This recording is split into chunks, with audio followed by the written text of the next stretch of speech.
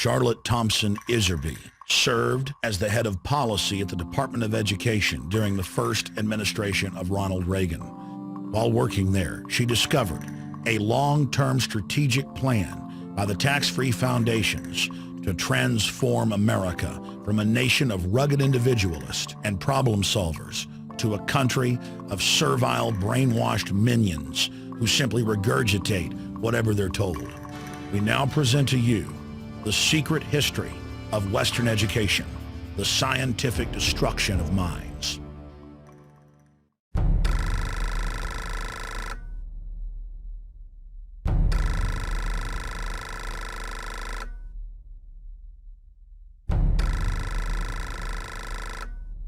The minutes reveal that in 1910, the Carnegie trustees asked themselves this question, quote, "Is there any way known to man more effective than war to so alter the life of an entire people?" For a year, the trustees sought an effective, peaceful method to alter the life of an entire people. But ultimately, they concluded that war was the most effective way to change people. Oh, God.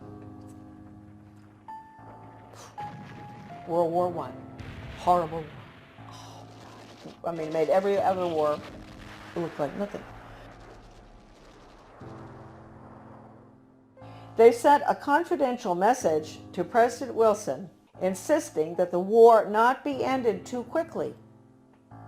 After the war, the Carnegie Endowment trustees reasoned that if they could get control, here we go, of education in the United States, they would be able to prevent a return to the way of life as it had been prior to the war.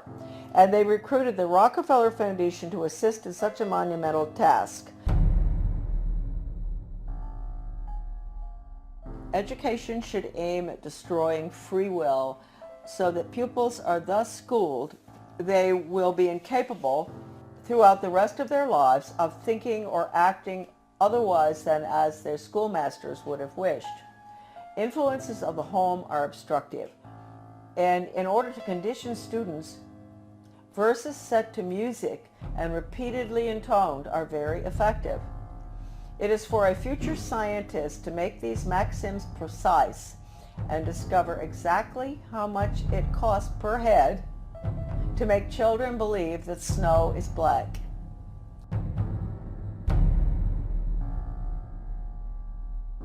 When the technique has been perfected, every government that has been in charge of education for more than one generation will be able to control its subjects securely without the need of armies or policemen." End quote. Young people cannot be trusted to form their own opinions. It's our job to tell them.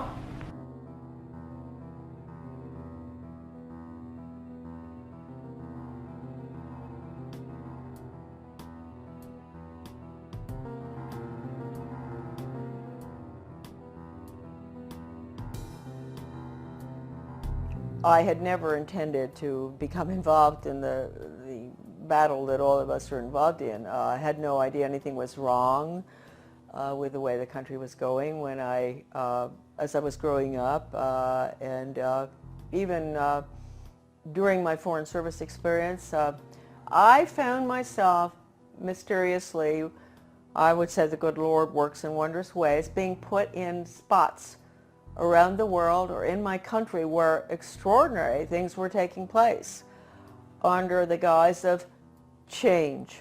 And we've all heard that so much, from the Obama administration, Bill Clinton, he was the first one to mention change agents, etc.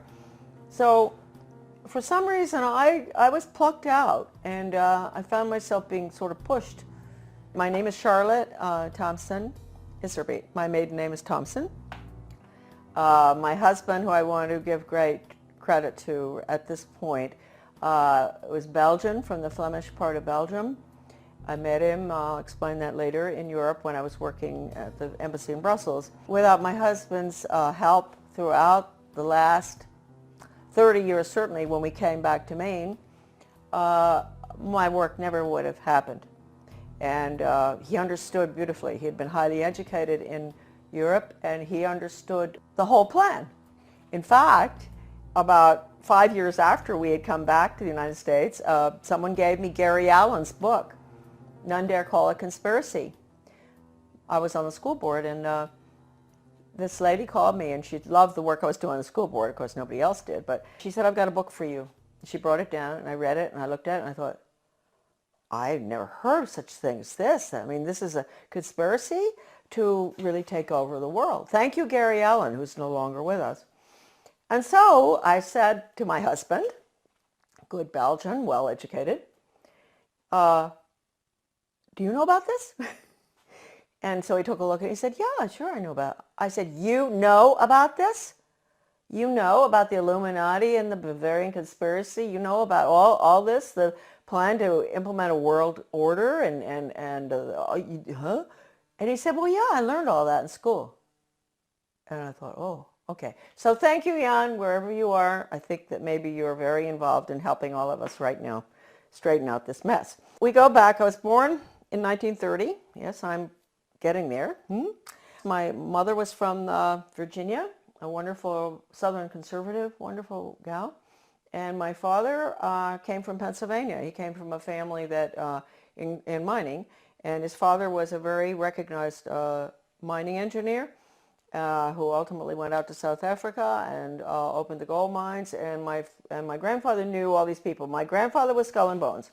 My father was a wonderful person. He was mayor of several towns on Long Island, New York, and in New Jersey, and he was a real constitutionalist.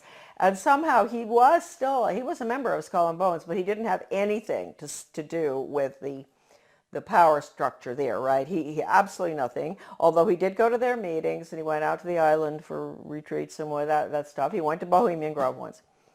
And so I grew up in sort of an atmosphere of, it was apolitical in a way, except for local politics, which my father was fabulous on. Anytime anybody did anything like wanted to break down local government or get rid of elected officials like regionalism does, my father would be right there with the Constitution. So anyway, I went to private schools, and I got out of prep school in Wellesley, and I decided I really didn't want to go to college. A lot of people thought it was a mistake. I wanted to go to business school instead. I was tired of somehow I had a bad feeling about things that were being pushed in the prep school. Like I was a member of World Federalists. I was falling for this junk. But somehow I didn't want to continue that. So instead of going on to Smith or Vassar or what, I went to Catherine Gibbs Business School in New York City. Wonderful, wonderful, difficult school. But I learned best grammar, how to write, accounting, shorthand, which came in very, very handy, I can assure you, especially when I was in the Department of Education. I got out, I graduated, and the Korean War was on. So I was very patriotic. My mother had always worked for the Red Cross. She was a volunteer during World War II at the mental hospitals, bringing the guys in from the war. So I heard a lot about the Red Cross, which is, I want to point out right now, changed enormously from that time. And I wish I could say it in a better way. I think it does very good work. But it's connected with all the other, non-governmental, nonprofit groups, and they have all been infiltrated. I signed up for Korea, that's right, but they changed my orders. At the last minute, I went to Guam. I spent a year there. My next assignment was Shitoshi, Hokkaido, another air base, fighter base, I think. I finished my tour. I didn't want to come home by air. I wanted to go by ship. So I decided to go. A friend of mine went with me, third class, in the bowels of the Vietnam, which was a freighter. Luckily, I was in third class. So I was down, and we had very good food, because French have good food, whether it's third class or not. Always a big bottle of wine in the middle of the table. And the people at the table were coming out of North Vietnam, coming out of North Korea, and China. They were refugees. And of course, the Vietnamese ones spoke French, and the Chinese were very well educated. They were well educated Chinese, so they spoke English. I spoke French. So the conversations were unbelievable. They would tell me what had happened, why they were coming out, what was going on under the communists, which we didn't let General MacArthur, move in and take over. Truman brought him home. We could have won that war. We could have kept the whole Far East from collapsing, but that wasn't the plan. That old soldiers never die. They just fade away. This one woman was taking her daughter to Paris, to the conservatory there of music, to study piano. And she told me that her father or grandfather, I'm not sure, was a very famous pianist in China during the Cultural Revolution, and that they cut his hands off. And so that, I never forgot that. And then the other lady, she was from Vietnam, North Vietnam, and she told me that her grandfather, they killed him because he was opposed to the communist regime, and they cut his head off and they stuck it on a pole, and they marched around town with his head on the pole, which of course was to, warn the rest of the Vietnamese, keep your mouth shut. Don't go up against this regime. Then my father, he's a New York lawyer, an absolutely wonderful person, great sense of humor, and I know he's skull and bone, so we have to forgive him for that. But anyway, so he says to me after, I've been gone for 2 years, mind you. This is his young daughter that he cried when I left, right? What are you doing going abroad? So after 2 months home, he said to me, Shar, well, when are you thinking about moving on? And I thought, God, I've only been home 2 months. I've been gone for over 2 years, and they want me out of here. And I thought, well, I guess he's right. I better not hang around home forever. And so I went down to the State Department. I had all the background because of Catherine Gibbs. That's the best thing that ever happened. I had the credentials to get into the State Department to work for ambassadors, which I did, assistant secretaries. I worked in Washington in Soviet affairs, in Middle Eastern affairs when all the Suez Canal stuff and everything was going on. I took dictation from John Foster Dulles. I'll never forget once when he was this was really during the tremendous problems with the Suez Canal and everything, and he had Golda Meir and the ambassador from Israel, to the United States there. This is so funny because I was taking shorthand, and so all of a sudden someone kicks me under the table. Golda Meir, she's kicking her friend, the ambassador of the United States, whose name I can't recall right now, and kicked me instead. And I said, oh, gee. And she said, oh, I'm so sorry. She said, he's dictating too fast. He's a very good friend of hers. Dictating too fast. There's no way you can get it. So anyway, those are little funny stories about the State Department. But anyway, and then I was in Soviet affairs. I saw very strange things there. I went to South Africa. I worked for the ambassador in South Africa. Fascinating because my father and my grandfather actually had lived in South Africa. Then I got sick and I came back to the States, and then they assigned me to work for Ambassador Douglas MacArthur Jr. That's the nephew of the general, and in Brussels. He was a wonderful man. He was not easy to work for, but he was a wonderful person, good American. And that was at the time, again, you see where these things kept happening in my life. This was the Belgian Congo crisis, and in Katanga.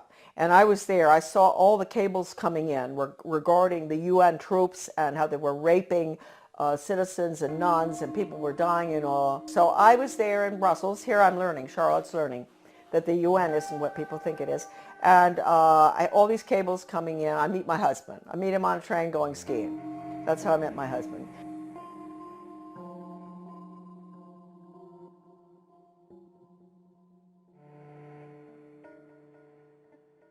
My husband and I are engaged. We subsequently get married in the United States. He comes over.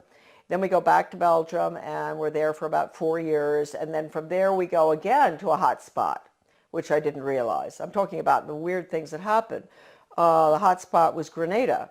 I could see then from our house overlooking the bay, the lagoon in St. George's, all this activity. Boats coming in with strange flags. Stokely Carmichael came down there to sort of stir up the pot to get the Grenadians, mad at the rich, nasty capitalists who owned these yachts and all. It was really getting bad there. And I knew the political situation well because we had Grenadians working on the boat. I had a lot of Grenadian friends in government as well. Anyway, we left. We were there about 5 years. And then when we left, I remember telling our Grenadian friends, you're going to have trouble here. There's trouble's coming. And of course it did in 1984, I guess. That was one good thing Ronald Reagan did, which I was opposed to because it was a UN move, but he saved a lot of my friends from being killed by the Soviet regime in Grenada by moving in there to protect, so-called protect American students. But it was really the oil pipelines, I think, of Rockefeller that we were protecting. We're in Grenada. We go back to the United States. I put the children in public school. So here we go. I had no idea that education would be any different from sort of what I'd had. I had had a good education, a private school education, but I didn't know. And so they go into the public school system in Camden, Maine. And in retrospect, I believe that that was a pilot school, one of them for the whole country, for changing our education system from an academic classical educational system to brainwashing for the international socialist government. Everybody has all the research on this. I have so much. It's all in my book, The Deliberate Dumbing Down of America. I hit Camden and I start asking, I get on a little committee, philosophy committee, and we were all asked by the superintendent, highly skilled change agent out of Harvard, well, I want to know what all of you feel the purpose of education should be. And so I said, well, I think it should be to give the students a sound academic education in basics and also a strong sense of sound morals and values. And boom, they all looked at me and they said, whose values?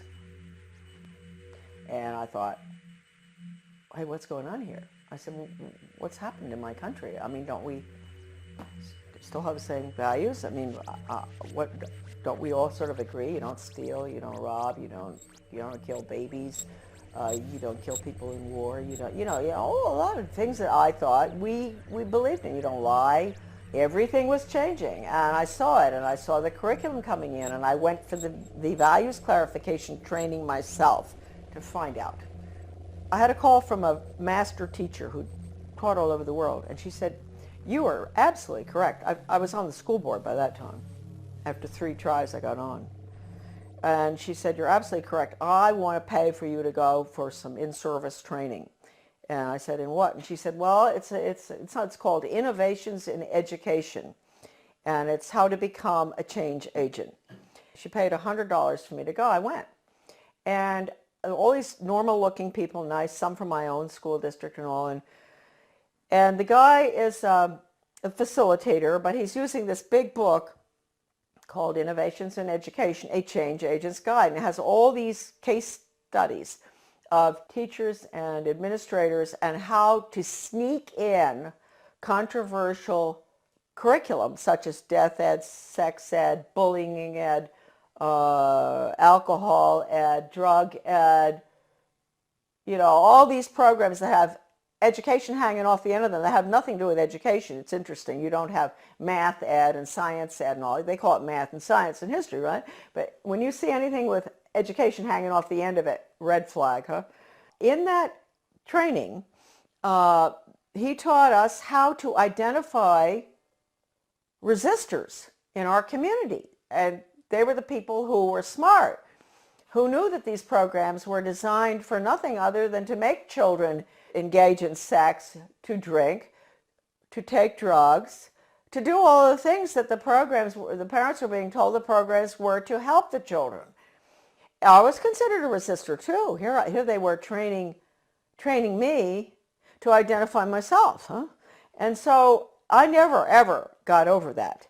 Also, we were being trained to go to the important people in the community, and they're really very good people. We all know who they are. They're friends of ours and all, but they're head of Rotary, head of Garden Club, head of Historical Society. You go to them and you explain to them in very, very good, highly skilled change agent manner, which is just lies, how important these programs are for your children. We've got to put these programs in. This was 1973 all the way through right now. Huh? That period in education, we call it the unfreezing of our children's values, the ones taught by the parents at home and the church, basically.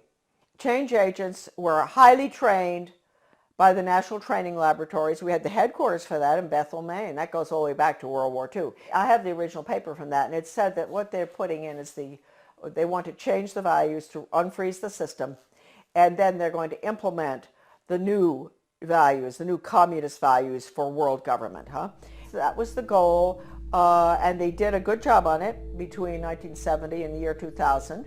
And now the values, as we can all see, people are saying, oh, well, we've got to be tolerant, there are no absolutes anymore. That's not fair to judge people. Don't be judgmental. If your grandmother is dying of cancer and you can't afford the medicine, it's okay to steal it. That's what you call values clarification, with the education for a planned economy, using workforce training, identifying children at a very early age, what they're going to do the rest of their lives. It's the Soviet planned economic system, starting as early as first grade. That's being put in now under the guise of school choice, charter schools, and using the performance-based, outcome-based Skinnerian Pavlovian method with a computer. Pavlov, interestingly enough, was a Russian. People think that he invented operant conditioning. He didn't. He went to Leipzig, Germany, and he studied under Wilhelm Wundt in the 1800s, mid-1800s.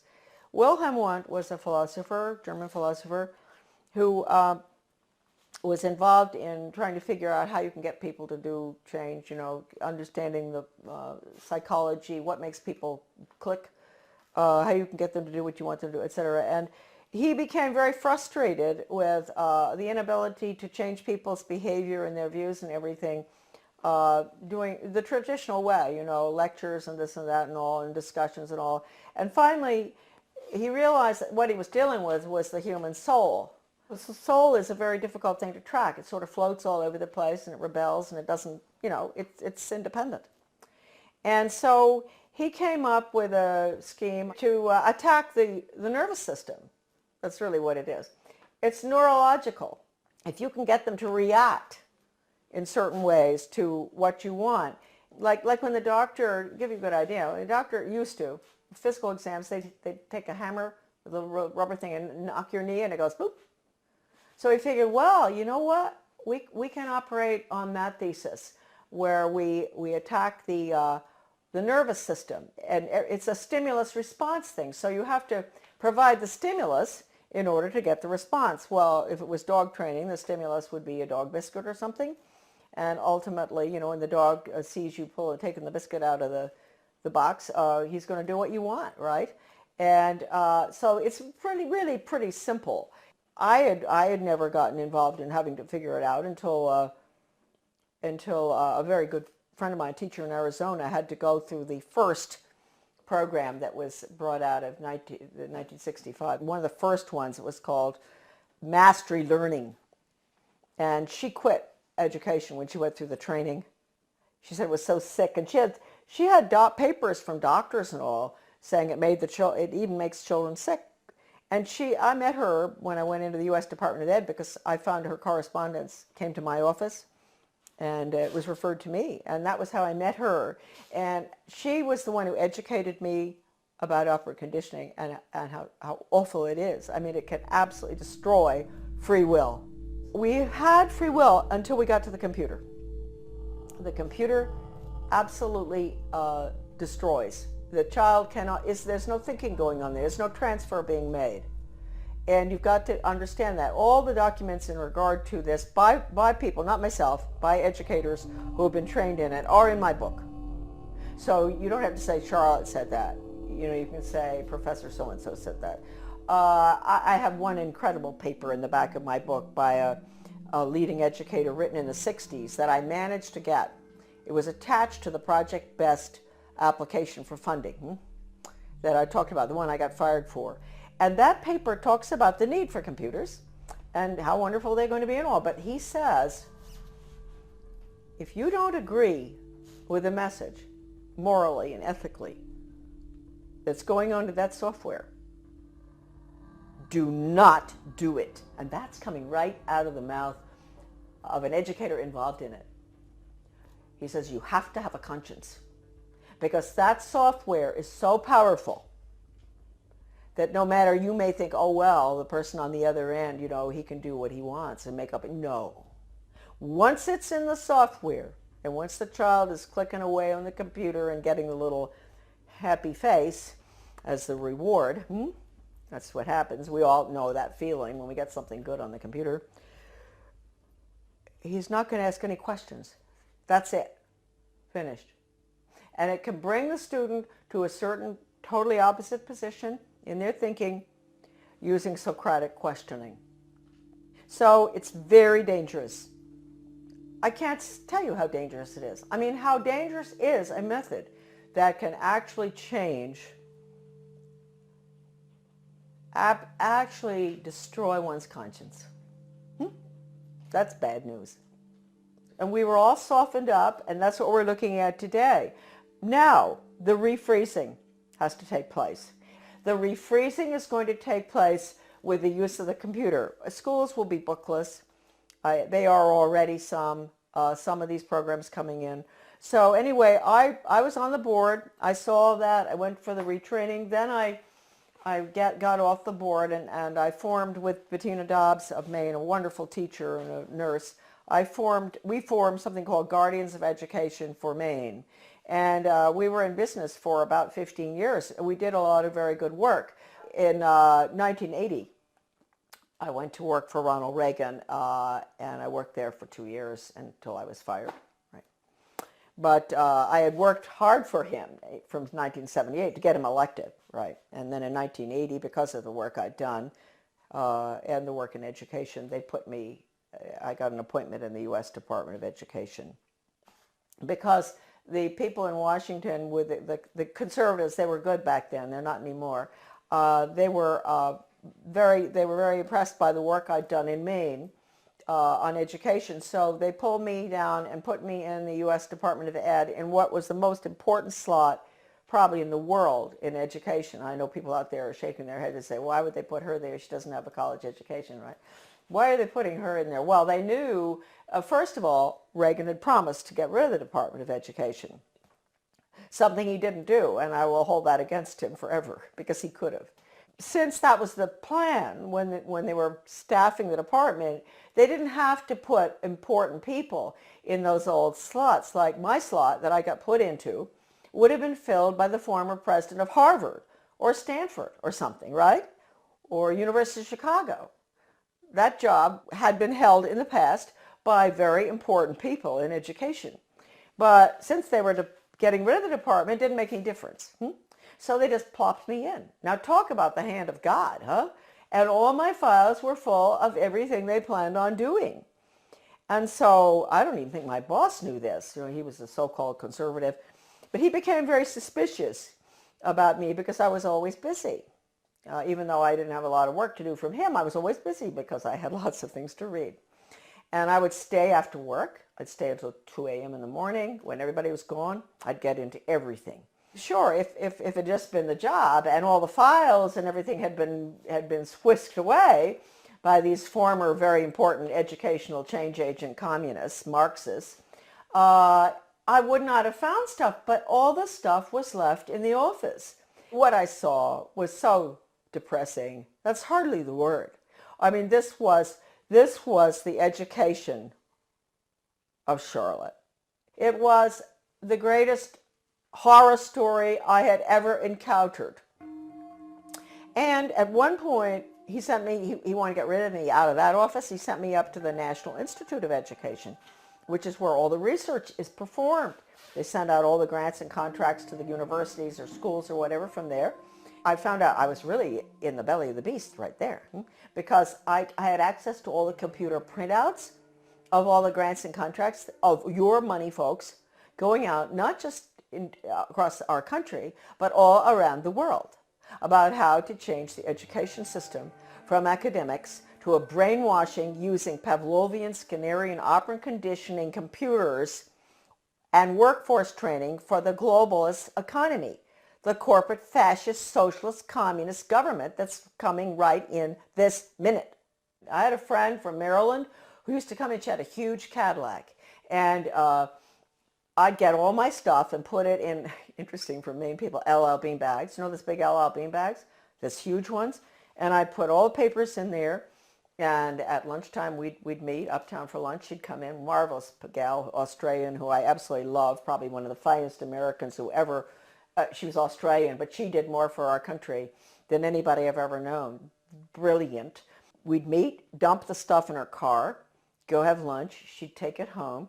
She'd get some of it out to the people across the country. It was really marvelous. Well, once I had these two big bags, and two of these major change agents at National Institute of Education, they were coming down. I was going to the elevator, and they were walking down. And I thought, oh no, you know, I've got to get out of here. So I had to go in the men's room and hide. And I'd never forget that, hiding in the men's room. I thought, what if, I mean, there may be other guys coming in here, not just to the elevator. And anyway, nobody came in. They went down the elevator. I came out and dumped the stuff in her car.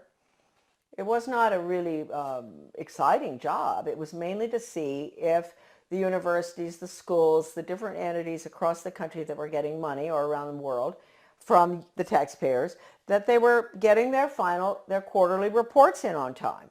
That's all. It had nothing to do with philosophy. Huh? And so one day I ran across a grant to Lansing School District, Lansing, Michigan. This was University of Michigan connection with my office.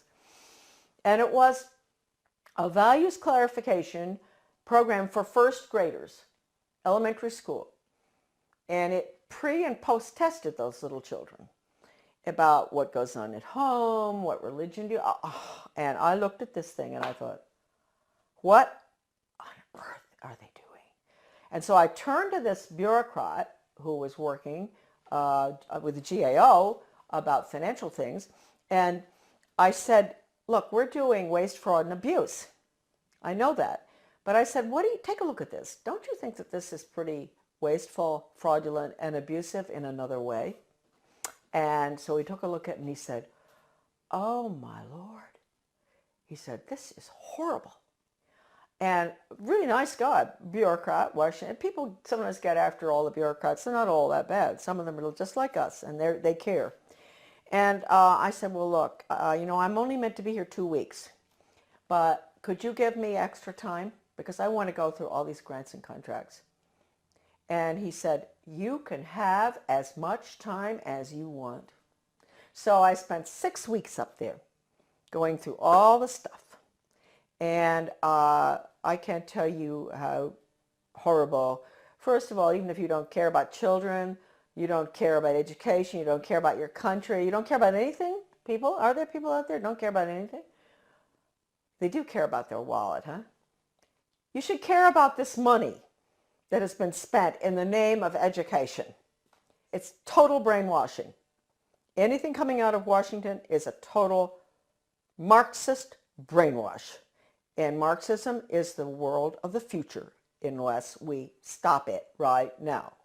I'm fired for leaking one of these documents to Human Events. It was the one that put technology into, with the computer on, with the curriculum on it.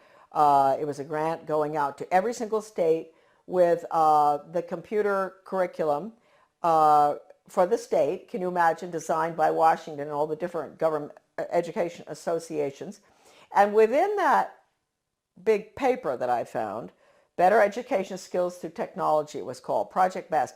I found this one paper, this was sort of a draft, and it said, what we at the federal level can control and manipulate. That's a direct quote, colon. And then it listed, this is for us at the local level because we don't know how to run our own laws, and the state. I get fired. Then I write the president, I write Reagan, and I tell him what's going on in the department. And I said, you would be shocked if you knew. This place has got to be shut down, etc.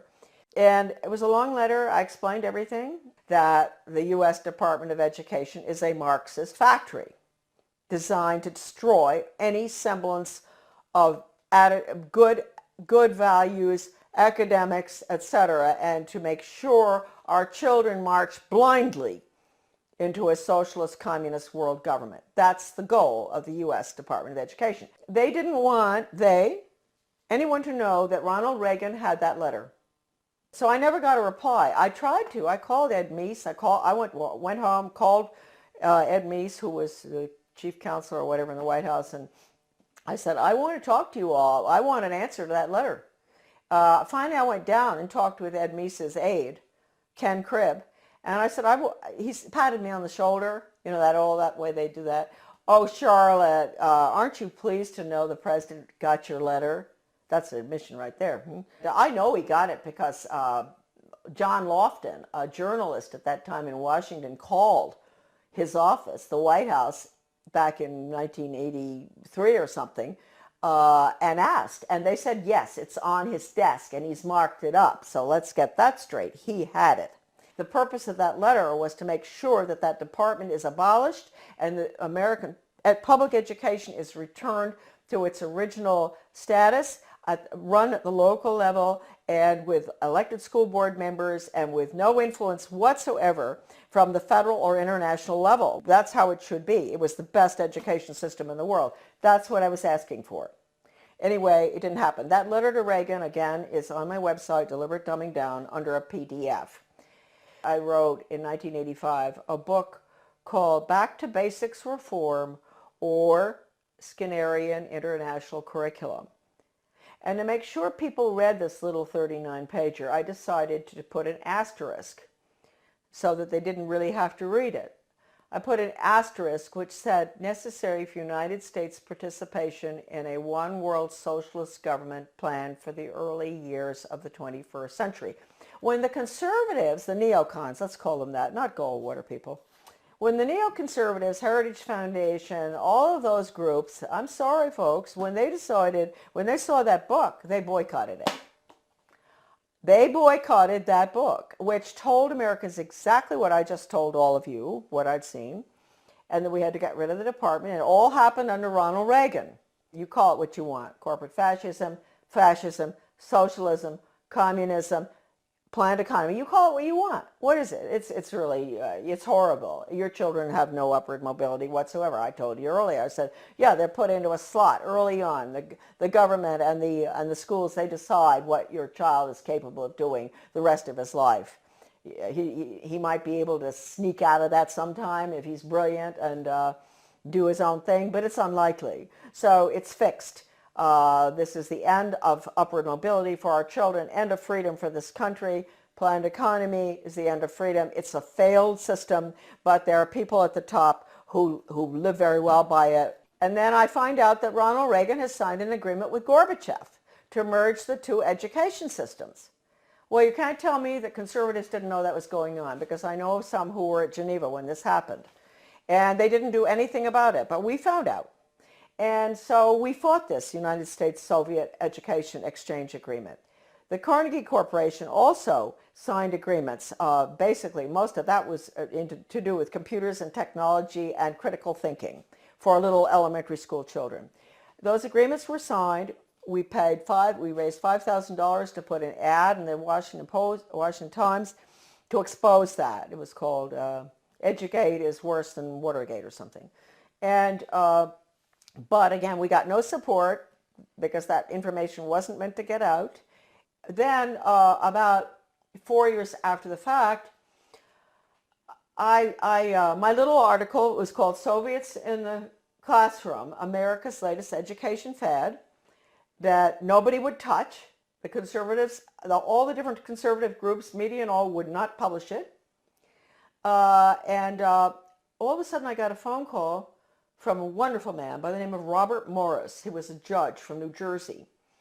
He calls and he said, I'm now the president of America's Future.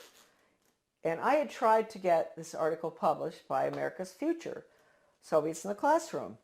And I couldn't get it published. It was interesting because America's Future used to do a lot of articles on bad textbooks and everything in the United States. And I thought surely they would be interested in the United States-Soviet textbook agreement too, and exchanges. And I was sure but no, they would not publish it. So this Bob Morris became president. He found my article in a drawer in the desk that was left there, the manuscript. And he read it and he thought, oh, what is this? Can you imagine? He's a leading conservative himself, very important person. He had not heard about it. He had not heard what Reagan had done. It's happened ever since 1958, when the first agreement was signed by Eisenhower with the Soviet Union at the peak of the Cold War. And then the various agreements have been signed all the way through until recently, one with China. So we have merged, and let me point out, just today, I was informed that there are forces at work in the state of Maine that are surrounding our wonderful people that we elected last November.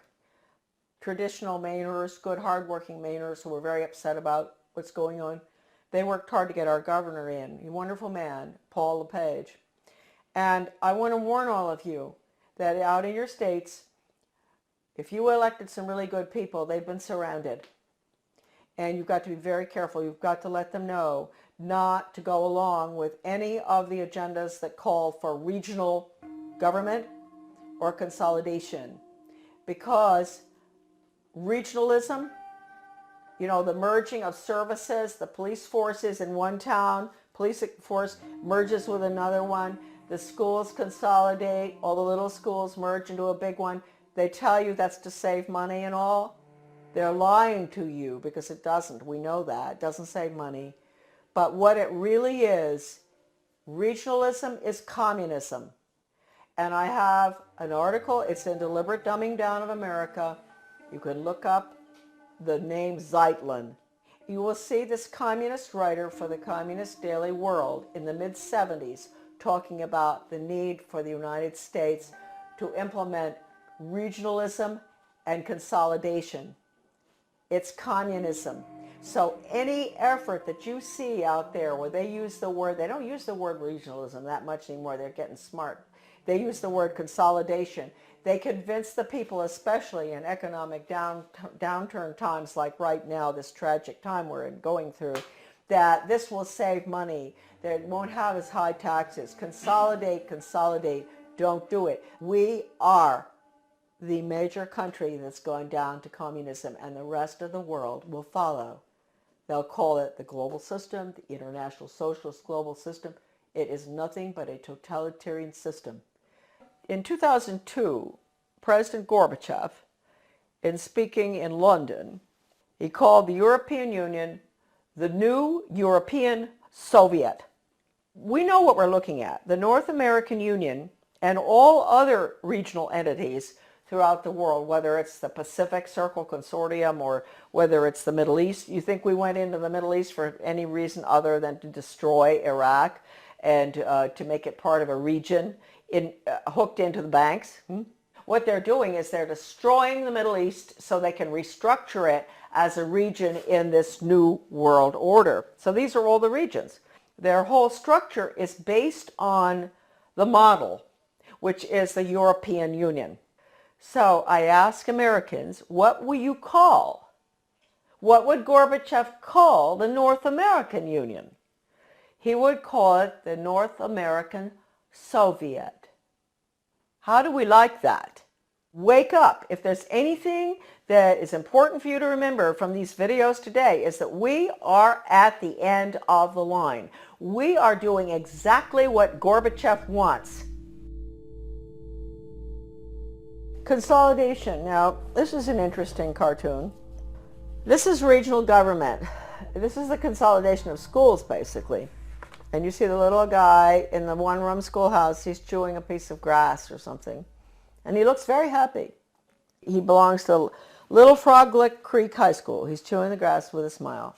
If you follow him through, you're going to see him looking more and more miserable as they merge his one-room schoolhouse to a six-room schoolhouse, to 8 more schools, and then into a central school, which is a region. And then you're going to see him at the end. He's holding his left arm out, up like this, clenched fist, little hair, very unhappy. And his t-shirt says, Our Lady of the Benevolent Dictatorship, One World Global Training Corps. And then the last one, he has on earphones, you know, like you guys have all the time. Finally, he's smiling. He's connected to something with a wire. And it says, Interplanetary Carbon Unit Reprogramming Pod. Well, I saw that in a very liberal left education journal called Phi Delta Kappa. Many people will recognize that, 1983. The title of it is Consolidation, going from the small school to the central regionalized school, and which is what regional government is all about. And you can get rid of all the parochial views that the children have in the little school, where the parents can go, the school board meetings just across the street, the school, and all the parents know each other, the teacher, it's a lovely atmosphere. And then you end up with all the children going long distances on the bus, which is no good for them, to the regional school. And then you have country boys and girls who are being mixed with city boys and girls. So then they get into the drug scene. So we've seen with consolidation that the test scores go down, the drug problem gets worse, the cost of education increases, although they tell you that consolidation is to make it cheaper. A lot of people just don't understand the word consolidation. Consolidation is consolidating all the services together under the guise of this is going to be cheaper for you. But in the process, what happens is you lose all your elected officials because all of these entities are being merged. So at the local level, you don't have any representation anymore. And ultimately, you spend far more. That's the whole restructuring of our constitutional form of government, is being thrown to the wolves in favor of this regionalism and consolidation system in every area. Education, government bureaucracy to make things cheaper, you name it. Planning, the word is central planning. That's the Soviet system, central planning, regionalism.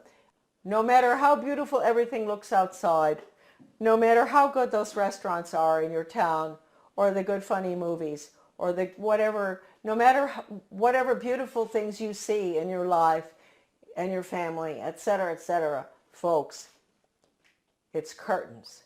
October 24, 1975, the World Affairs Council of Philadelphia issued a Declaration of Interdependence, written by well-known historian and liberal think tank Aspen Institute board member Henry Steele Commager.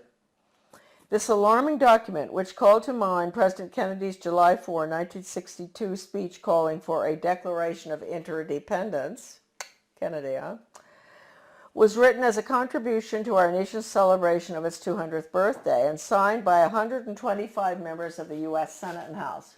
When in the course of history the threat of extinction confronts mankind, it is necessary for the people of the United States to declare their interdependence with the people of all nations and to embrace those principles and build those institutions which will enable mankind to survive and civilization to flourish.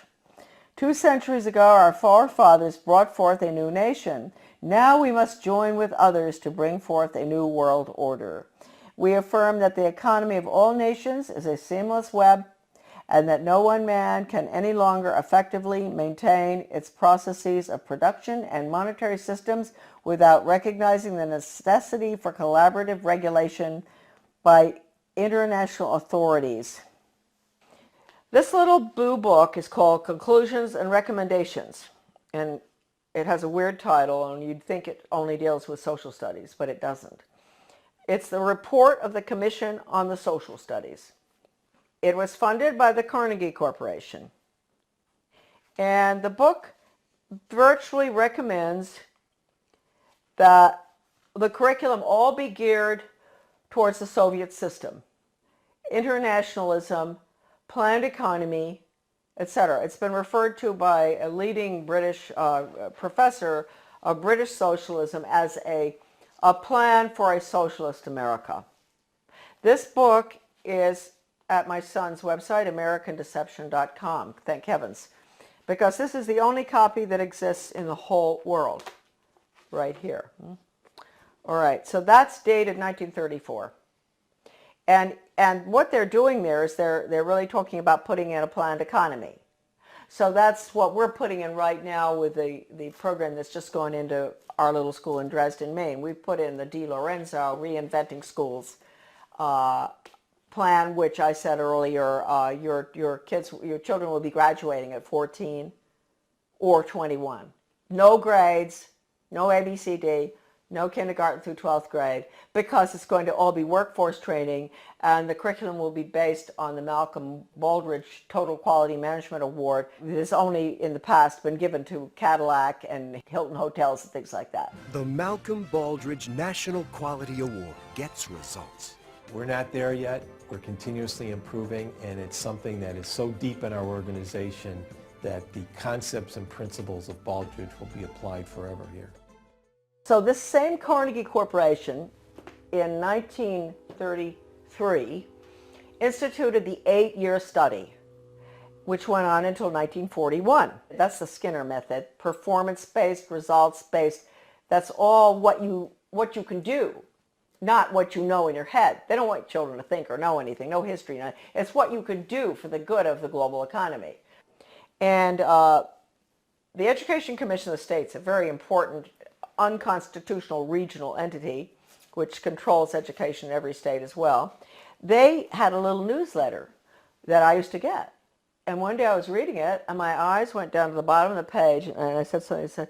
It said outcomes-based education is, and of course I'd always been fighting outcomes-based education, and it said it was experimented with for 8 years in the 1930s and 40s by the Carnegie Corporation. It was called the 8-year study. So nothing's new, folks. If we think the outcomes-based education that which is the biggest dumbing down education system that ever happened with children graduating at 14, right? If we think that it's new, no. It came from the 8-year study, which again was Carnegie. Okay. Now Carnegie, we might as well mention this at the same time.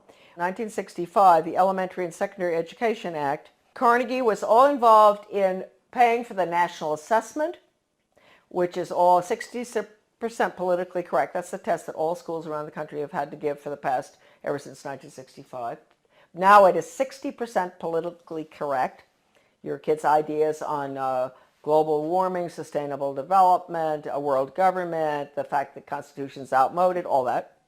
So they paid for the national assessment. They were the ones instrumental in putting up the money for the Education Commission of the states in Denver. In your Senate Education Committee in your state, there's always going to be one person who is on the membership of the Education Commission of the states. So there'll be about 50 state people. So they get their orders from the Education Commission of the states.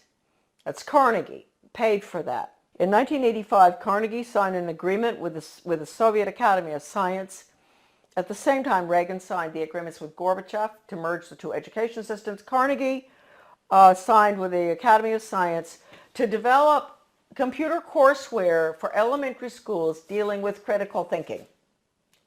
That was an agreement signed. That's for our children, right? In first grade, critical thinking on the computer.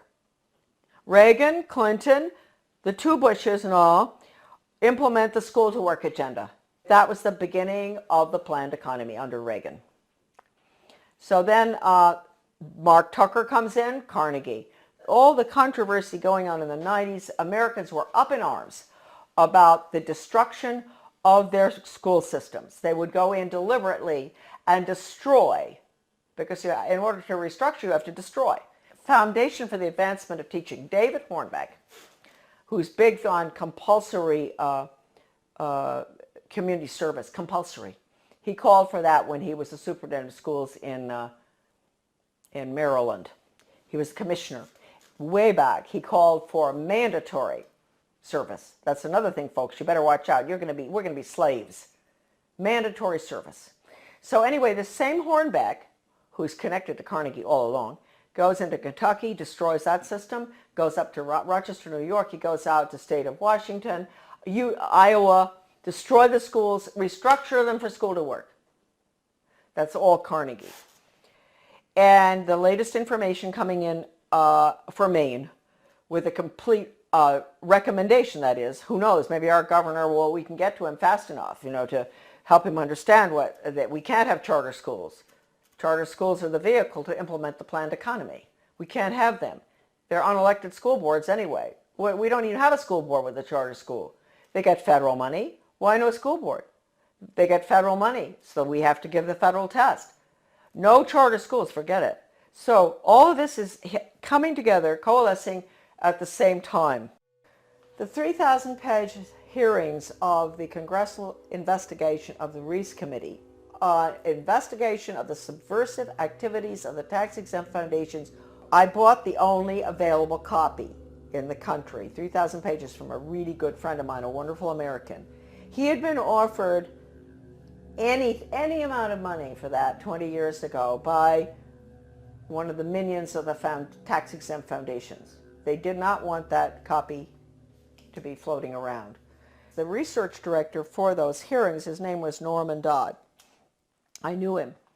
And the conversation that I'm going to discuss right now that he had with the president of the Ford Foundation, Rowan Gaither, was off the record in New York City at Ford Foundation headquarters. And Norman Dodd told me over dinner in Washington, D.C., in a restaurant in Georgetown, Rowan Gaither said to him, Mr. Dodd, basically, we at the foundations, we don't determine the agenda. The agenda has come from directions from the White House. That was Eisenhower at the time, right at the peak of the Cold War. And that agenda, our instructions are to use our tax-exempt status, your money, folks, change America so it can be comfortably merged with the Soviet Union. Now, a lot of you may say, well, that never happened. Well, it's happening right now, folks. It's happening right now as we speak. Foundation-funded non-bloody revolution. Committee Chairman Carol Reese warned fellow congressmen of a diabolical conspiracy that a certain few foundations were financing the socialist and communist overthrow of the United States. After World War I, they tried to get the League of Nations in. And there was tremendous opposition to that. And then you had opposition between then and between World War II. You had Lindbergh and a lot of Americans going before the Congress to keep us from going into the UN. You had all sorts of opposition. But they got their way. The Reese Committee learned that the Rockefeller Foundation and Carnegie Endowment for International Peace were, with tax-exempt dollars, funding leftist propaganda operations aimed at changing America through the brain, not the battlefield. Patriotism, national sovereignty, individual responsibility, and Christian beliefs were belittled, while the concepts of a one-world government, socialism, collectivism, and humanism were deemed essential for peace in the modern age. A clandestine and successful non-bloody revolution had been masterminded by some of America's most powerful and devious men who did not want to be exposed by a congressional investigating committee. The man chosen by Reese to be the committee's research director was Norman Dodd, Yale graduate, intellectual, and New York investment banker. During this writer's frequent visits to Dodd's retirement home in Keene, Virginia, he repeatedly spoke, Dodd, of his conviction that justice demanded that those foundations should be compelled to spend a like amount of dollars to undo the damage they have done to America, end quote. Dodd sent committee questionnaires to numerous foundations, and as a result of one such request, Joseph E. Johnson, president of the Carnegie Endowment for International Peace, invited Dodd to send a committee staffer to Carnegie's headquarters in New York City to examine the minutes of the meetings of the endowment's trustees. Now, this is Carnegie we're talking about, the one I always go after.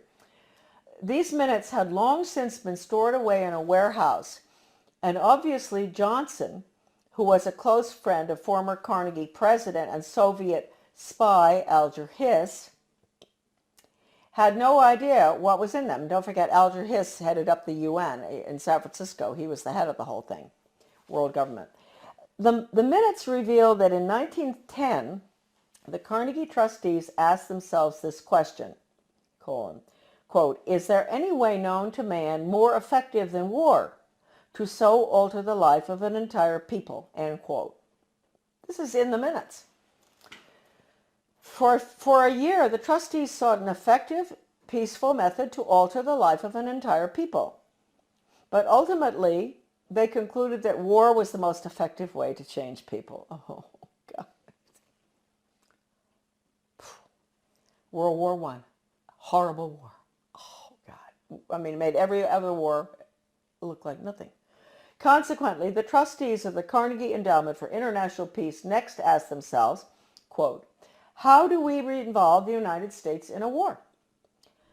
And they answered, quote, we must control the diplomatic machinery of the United States by first gaining control of the State Department. Now, don't forget, this is 1910. Norm Dodd said that the trustees' minutes reinforced what the Reese Committee had uncovered elsewhere about the Carnegie Endowment, that it had already become a powerful policy-making force inside the State Department. During those early years of the Carnegie Endowment, war clouds were already forming over Europe, and the opportunity for the enactment of their plan was drawing near. History proved that World War I did indeed have an enormous impact on the American people. For the first time in our history, large numbers of wives and mothers had to leave the home to work in war factories, thus effectively eroding women's historic role as the heart of the family. The sanctity of the family itself was placed in jeopardy. Life in America was so thoroughly changed that, according to Norman Dodd, quote, the trustees had the brashness to congratulate themselves on the wisdom and validity of their original decision, end quote. They sent a confidential message to President Wilson, horrible, listen to this, insisting that the war not be ended too quickly. Carnegie trustee Cleveland Dodge, one of Wilson's financial supporters, had direct access to the president, and as did Elihu Root, endowment president from 1910 to 1925. After the war, the Carnegie Endowment trustees reasoned that if they could get control, here we go, of education in the United States, they would be able to prevent a return to the way of life as it had been prior to the war. And they recruited the Rockefeller Foundation to assist in such a monumental task. According to Dodd, quote, they divided the task in parts, giving to the Rockefeller Foundation the responsibility of altering education as it pertains to domestic subjects. That was the Southern Education Board they set up.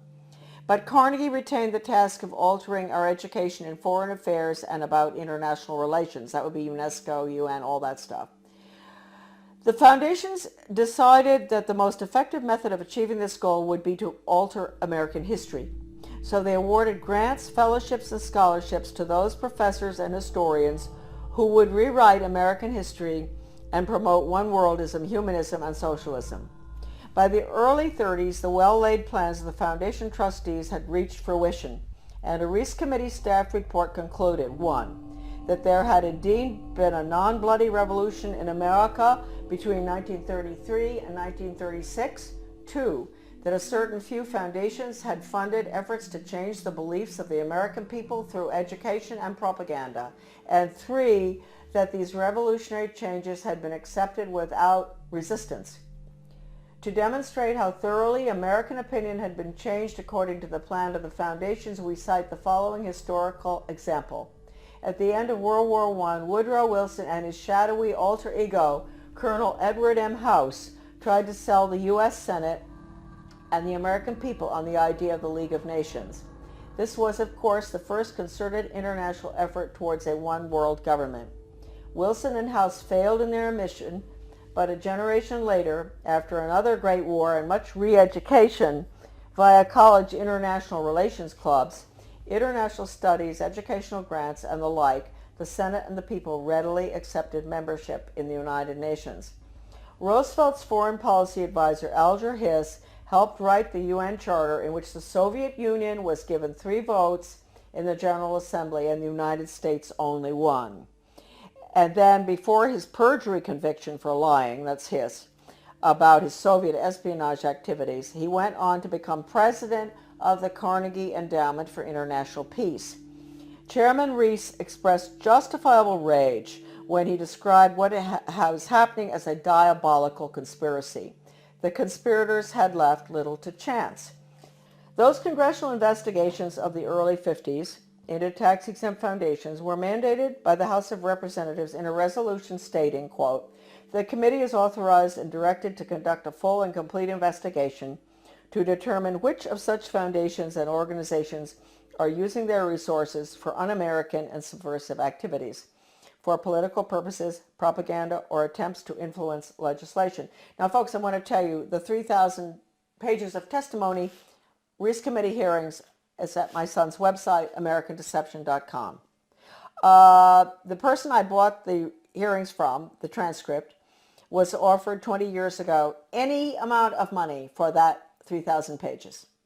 The foundations wanted it back. It was the only copy left available. And he would not sell it to them.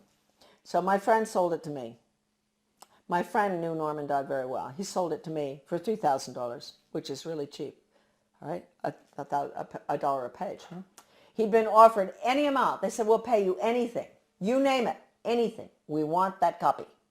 So it's now on the web for everybody to read. All right, now we'll continue. The congressional investigations, right. To determine which of such foundations and organizations are using their resources for un-American and subversive activities, for political purposes, propaganda, or attempts to influence legislation. The tax-exempt status granted to foundations by the Congress of the United States is a special and powerful privilege subsidized by the American taxpayer. Therefore, Congress has not only the authority but also the obligation to investigate how tax-exempt funds are spent. This should be the next investigation. Ron Paul should do this one, after the Federal Reserve. The Ford Foundation, largest of all the foundations, balked when it received a preliminary questionnaire from the Reese Committee. H. Rowan Gaither, president of the multi-billion-dollar foundation, summoned Committee Research Director Dodd to foundation offices in New York City. At the meeting, Gaither asked, Mr. Dodd, we invited you to come here because we thought that perhaps off the record. You see, that's why it's not in the transcript of the hearings, what I'm reading you now. This was off the record in the office in New York City. We invited you here because we thought that perhaps off the record you would be kind enough to tell us why the Congress is interested in the operations of foundations such as ours. Gaither answered his own rhetorical question with a startling admission. Mr. Dodd, all of us here at the policy-making level of the foundation have at one time or another served in the OSS, the Office of Strategic Services, the forerunner of the CIA, or the European Economic Administration, operating under directives from the White House. We operate under those same directives. The substance of the directives under which we operate is that we shall use our grant-making power to so alter life in the United States that we can be comfortably merged with the Soviet Union, end quote. Stunned, Dodd finally replied, quote, why don't you tell the American people what you just told me? And you could save the taxpayers thousands of dollars set aside for this investigation. Gaither responded, Mr. Dodd, we wouldn't think of doing that. In public, of course, Gaither never admitted what he had revealed in private. However, on numerous public occasions, Norman Dodd repeated what Gaither had said and was neither sued by Gaither nor challenged by the Ford Foundation. The latest article that I've written with Debbie Niwa, a wonderful researcher, a magnificent person and brilliant, did all the graphics and formatting and a lot of her own research as well on change agents and how they brought Americans to have a totally different mindset using all of the sensitivity training. Debbie had some fantastic research of hers is in that article. As well as at the end of writing it, we came across extraordinary quotes from C.S. Lewis, who points out that if you substitute workforce training for education, that's the end of civilization. It's the end of the human being as an entity opposed to being an animal.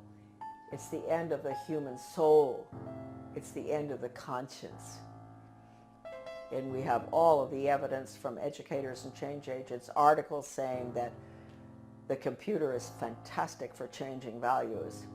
An educator with the World Institute for Computer-Assisted Instruction, his name is Dustin Houston, where he talks about, won't it be wonderful when the child in the smallest school, most remote area in the country can have the curriculum developed by the world's finest psychologists, and nobody can get between that child and the curriculum.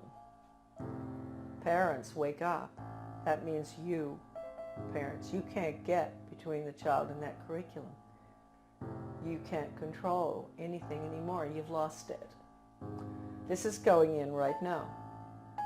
And they say this works too. What works? I always wondered when I saw this stuff titled What Works in the U.S. Department of Ed, and I didn't pay too much attention. And one day I picked it up, something, and what works? Yeah, dog training works. If you reinforce, if you give rewards and all. And mind you, folks, the rewards are being passed out galore all over our country now, not just in education. In my former town of Bath, the police, the community-oriented policing system, the police are giving rewards to citizens who do good deeds. They give them a little medal. They see them help an older lady across the street who has groceries. The police determine what the good deed is. She gets a medal. That's a reward. That's conditioning. That's operant conditioning. You're going to end up with a society that never does anything for the sake of it being right. And they're never going to take a stand against anything unless it's approved by the government. So that's going to be the result of operant conditioning. It's throughout our community right now. The Secretary of Education, Arne Duncan, when he was in Chicago, with the Chicago schools, he even recommended paying students for good grades. Now, that's why teachers are up in arms about merit pay, performance-based pay. That's the same thing. They're going to pay the teachers for students getting good test scores. Now, wait a minute. First of all, you might think that sounds good. No, you got to ask yourself, what's the test? It's hard to believe that anybody would deliberately do this to children, but they are. They're evil people, and their agenda has been evil ever since this book was written. This is it. Proofs of a Conspiracy by John Robison, great Scottish scholar back in 1798. He was a Scottish Freemason, and he went to France and studied, French Orient Masonry, and was so shocked by what he saw, it was so much worse than the Scottish Rite, that he went back and wrote that book, which he actually did give a copy to George Washington. That book is like a global education textbook being used in the American schools right now. It talks about 1798. This is after the French Revolution. Get rid of royalty, get rid of religion, get rid of the family. That's basically what's in the book. They talk about dropping borders. It sounds just like a global ed curriculum. Turning the children against their parents. It's pure communism. That's why I say that now, basically the only thing that we can do, certainly with education, which is being turned into nothing but corporate school-to-work agenda using the Soviet-Cuban Polytech system, where they pull the children out, send them over to the cigar factory, at noon to learn how to make cigars. The same thing here. That's being put in. It's been in the works for 30 years. The nail is going in the coffin right now. It's coming out of Europe. It's the program that's going through Maine right now. It's called Reinventing Education. De Lorenzo. This is all in my article, The Death of Free Will. All of this documentation about the final nail in the coffin, which will be school to work across the board for global corporate profits. Our children are nothing but human resources and guinea pigs to be trained like animals. Animal training using Pavlov, Skinner, all of which was brought into the United States by, we'll get onto, the order at Skull and Bones.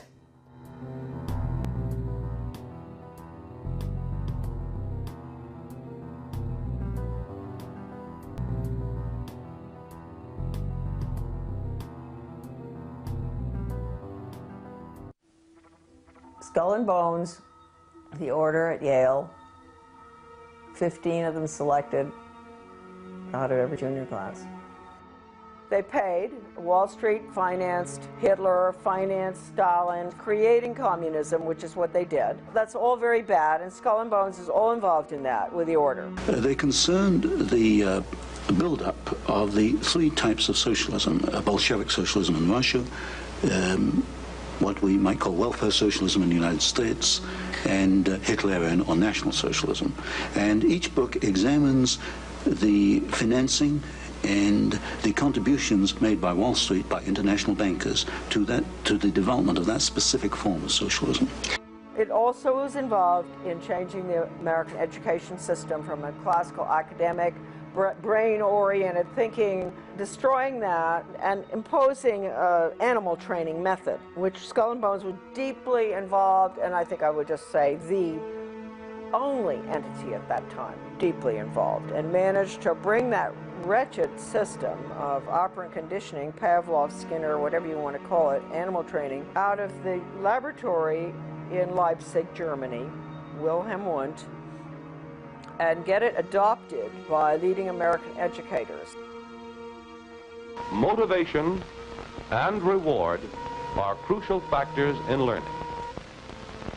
A motivated animal will learn any response which occurs and is promptly followed by a reduction in the strength of the drive.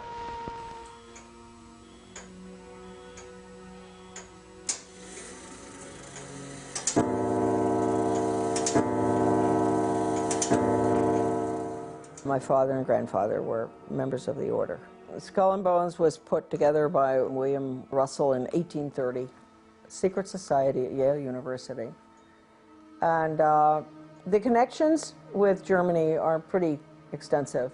You know, the Illuminati, I think it's got to be, I think that there's a lot of research out there that I haven't even read that is there, that does connect it with the Illuminati. And the Illuminati, of course, was Bavarian Marxist society based on destroying the family, destroying the church, which at that time was Catholicism, destroying religion, destroying national entities, boundaries, no more. I have, you know, the Proofs of Conspiracy by Robeson, an original copy of that, and it says right in there, you know, where the order, it's interesting, the order, right? The goal was to, just as I said, down with the family, down with the royalty. At that time, governments were royalty, and they were religious. That was Western European, right?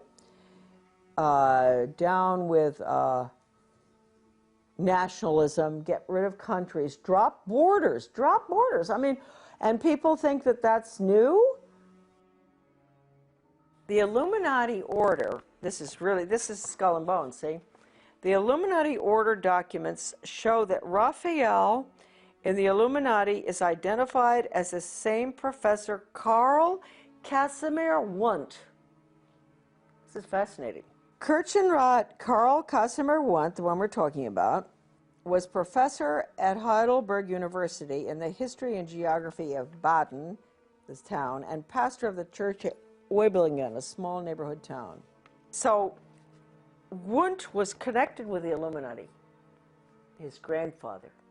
Well, this is the background of Wilhelm Maximilian Wundt, who really trained the American educators in the behavioral psychology, stimulus response training type of Skinner, operant conditioning, bells, whistles, all that stuff, which does not teach, it trains for the workforce. Now, this was, the order at Yale was directly connected with Wilhelm Wundt. They sent educators over there to study under Wundt. Stanley Hall was the first one to go. This is so important, this stuff here. The Hegelian influence on Hall. Between 1870 and 1882, a span of 12 months, Hall, an American, there's a lot of information on him here too, but I won't go into it. He was connected with Skull and Bones prior to going over. They probably sent him over. Spent 6 years in Germany. And he says, I do not know of any other, this is Hall talking, any other American student of these subjects, philosophy and psychology, who came into even the slight personal contact it was my fortune to enjoy with Hartmann and Fechner. They were psychologists over there as well. Nor of any psychologist who had the experience of attempting experimental work with Helmholtz. And I think I was the first American pupil of Wundt. Now, Wundt is the one we're dealing with, Wilhelm Wundt from Germany. He had the first laboratory, and people think that American psychology and all was, the psychologist studied under Pavlov, that Pavlov was the first. No. Pavlov interestingly enough, studied under Wilhelm Wundt in Leipzig. The 12 years included in this span as an American pupil of Wundt, more than any other equal period, marked and gave direction to modern psychology. Wilhelm Wundt, 1832 to 1920, professor of philosophy at University of Leipzig, was undoubtedly the major influence on G. Stanley Hall, who was subsequently, who trained, you know, all the others, Thorndike, Dewey, and all of them, okay? And he was sent over. Hall, it appears that he had a lot of connections with the order at Yale, and that's why he ultimately ended up going to Leipzig. Modern education practice stems from Hegelian social theory combined with the experimental psychology of Wilhelm Wundt. The Hegelian theory, you know, create the problem, people scream, impose a solution type of thing. And no right, no wrong, too. Whereas Karl Marx and von Bismarck applied Hegelian theory to the political field, it was Wilhelm Wundt, influenced by Johann Herbart, who applied Hegel, the Hegelian dialectic, to education, which in turn was picked up by Hall and John Dewey and modern educational theorists in the United States. That's to create the problem and people scream, impose a solution. That's the Hegel. Wundt is the animal training method that bypasses the brain. Wundt is important in the history of American education for the following reasons. He established in 1875 the world's first laboratory in experimental psychology to measure individual responses to stimuli. 2. Wundt believed that man is only the summation of his experience, the stimuli that bear upon him.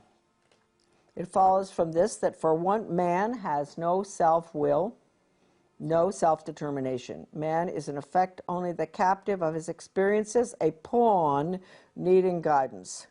3. Students from Europe and the United States came to Leipzig to learn from Wundt the new science of experimental psychology. These students returned to their homelands to found schools of education or departments of psychology and trained hundreds of PhDs in the new field of psychology. The core of our problem is that Wundt's work was based on Hegelian philosophical theory and reflected the Hegelian view of the individual as a valueless cog in the state, a view expanded by Wundt to include man as nothing more than an animal influenced solely by daily experiences. This Wundtian view of the world was brought back from Leipzig to the United States by G. Stanley Hall and other Americans and went through what is known among psychologists as the Americanization of Wundt. Although Hall was primarily psychologist and teacher, his political views were partially Marxist, as Hall himself writes, quote, I had wrestled with Karl Marx and half accepted what I understood of him. Confessions, and don't forget Karl Marx used the Communist Manifesto was basically Weishaupt's. It's important to remember that, huh? So this is really a very fine chapter out of Sutton's book, America's Secret Establishment. This is the chapter, How the Order Controls Education. And I want to point out that nobody but Sutton in the writings on the order has ever really dealt with education. Sutton saw the importance. I mean, he'd been doing all the work on our, aid to the Soviet Union on technology and all for the Hoover Institute. But he really, he's the only one who ever connected the order with education. Even this great book that we've all, that Sutton Leipzig Connection, this great book, I don't believe that Paoli Leone understood the connection with the order either. He wrote about Wundt. It's a fantastic little book. You couldn't get it. The viewers can get this book.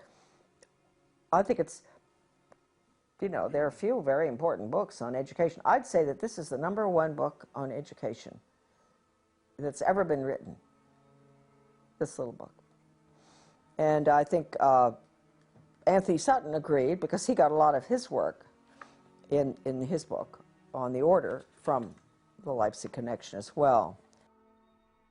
If we want to start with the condition of the average American right now, who has been conditioned by the television and in the schools and pretty much in daily life, you know, with the community councils and all, it goes away from the individual. Everything is to get, well, John Dewey said it, we have to get rid of the individualism. Everything goes towards the collective, the group. And ever since the early 60s or 50s, they've had the training sessions going on. They started in Bethel, Maine, National Training Labs, to use sensitivity training to bring people together in groups, and they'd all spill their guts about everything. And once you've done that, you're dependent on that person, right? Because they know everything about you. So this is the way you form the collective. It really is very interesting, the sensitivity training, how it works. And it says right in the original documents that it's Chinese communist thought control. Well, Americans have been exposed to this now, you know, certainly since World War II. And they've become little collectivists, really, groupies. They think that way. Anybody who thinks as an individual really is looked at askance, you know, strange person, you know, having an opinion that is opposite to what I've heard every night on the TV or in school or in college. Strange person, these individualists, huh? So that's what we're looking at now. We finally, this is very interesting right now. I mean, talking about the Rockefeller Foundation, the General Education Board of Carnegie, you have, this is the chart showing that the University of Chicago, the School of Education, which had John Dewey and Charles Judd were there.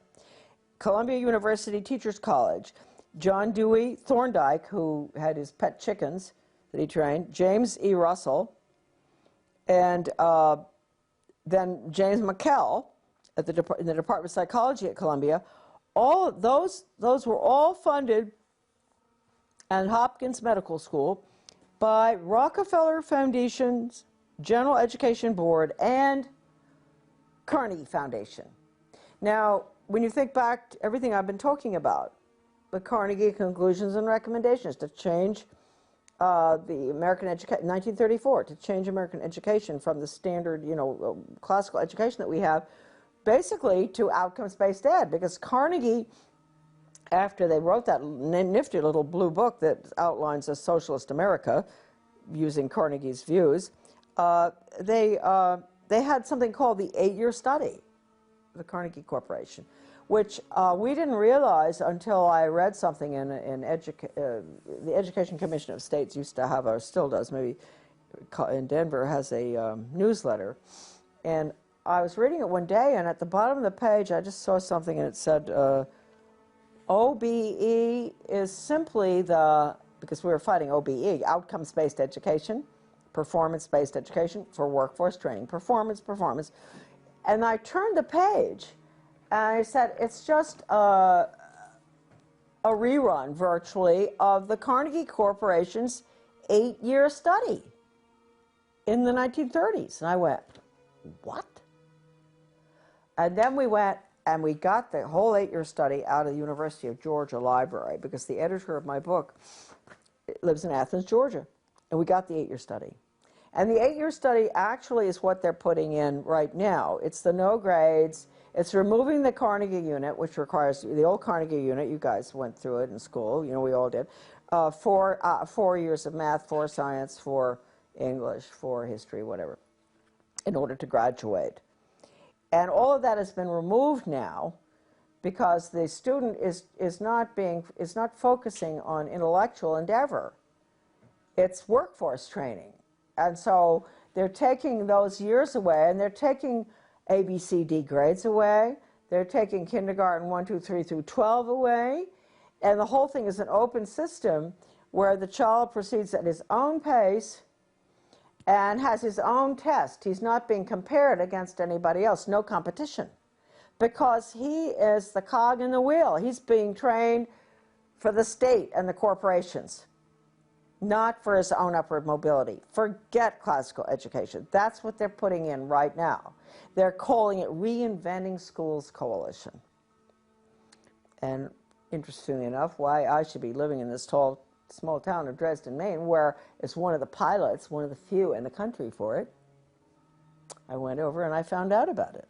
Their whole goal was to turn education on its head into training, which is exactly what they wanted to do, because if you take the Carnegie's little conclusions and recommendations for the social studies, forget social studies, okay, I don't know why they call it that really. It was really conclusions and recommendations for the destruction of American education, that little book. By putting that new system in, and the very people who signed off on their report were involved in all of this, Columbia. George Counts, Rudd, Ballou, you know, all the names.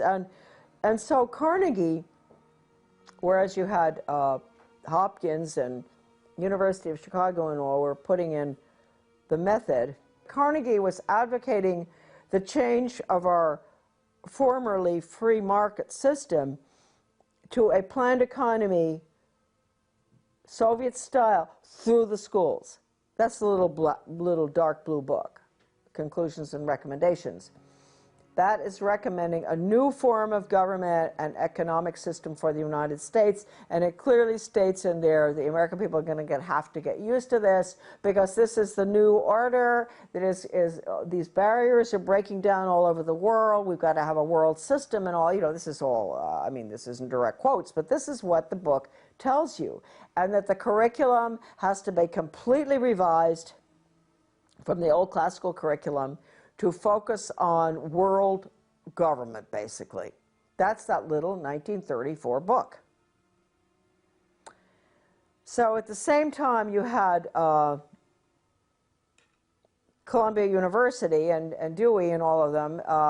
Dewey had, you know, a lot of them had been to the Soviet Union, George Counts, and they were just saying, this is the most wonderful system, blah, blah, blah. Well, you know, I think Counts recounted or recanted sort of at the end, you know. I think he realized, because things were getting pretty brutal in the 30s under Stalin. It was pretty hard to defend the system.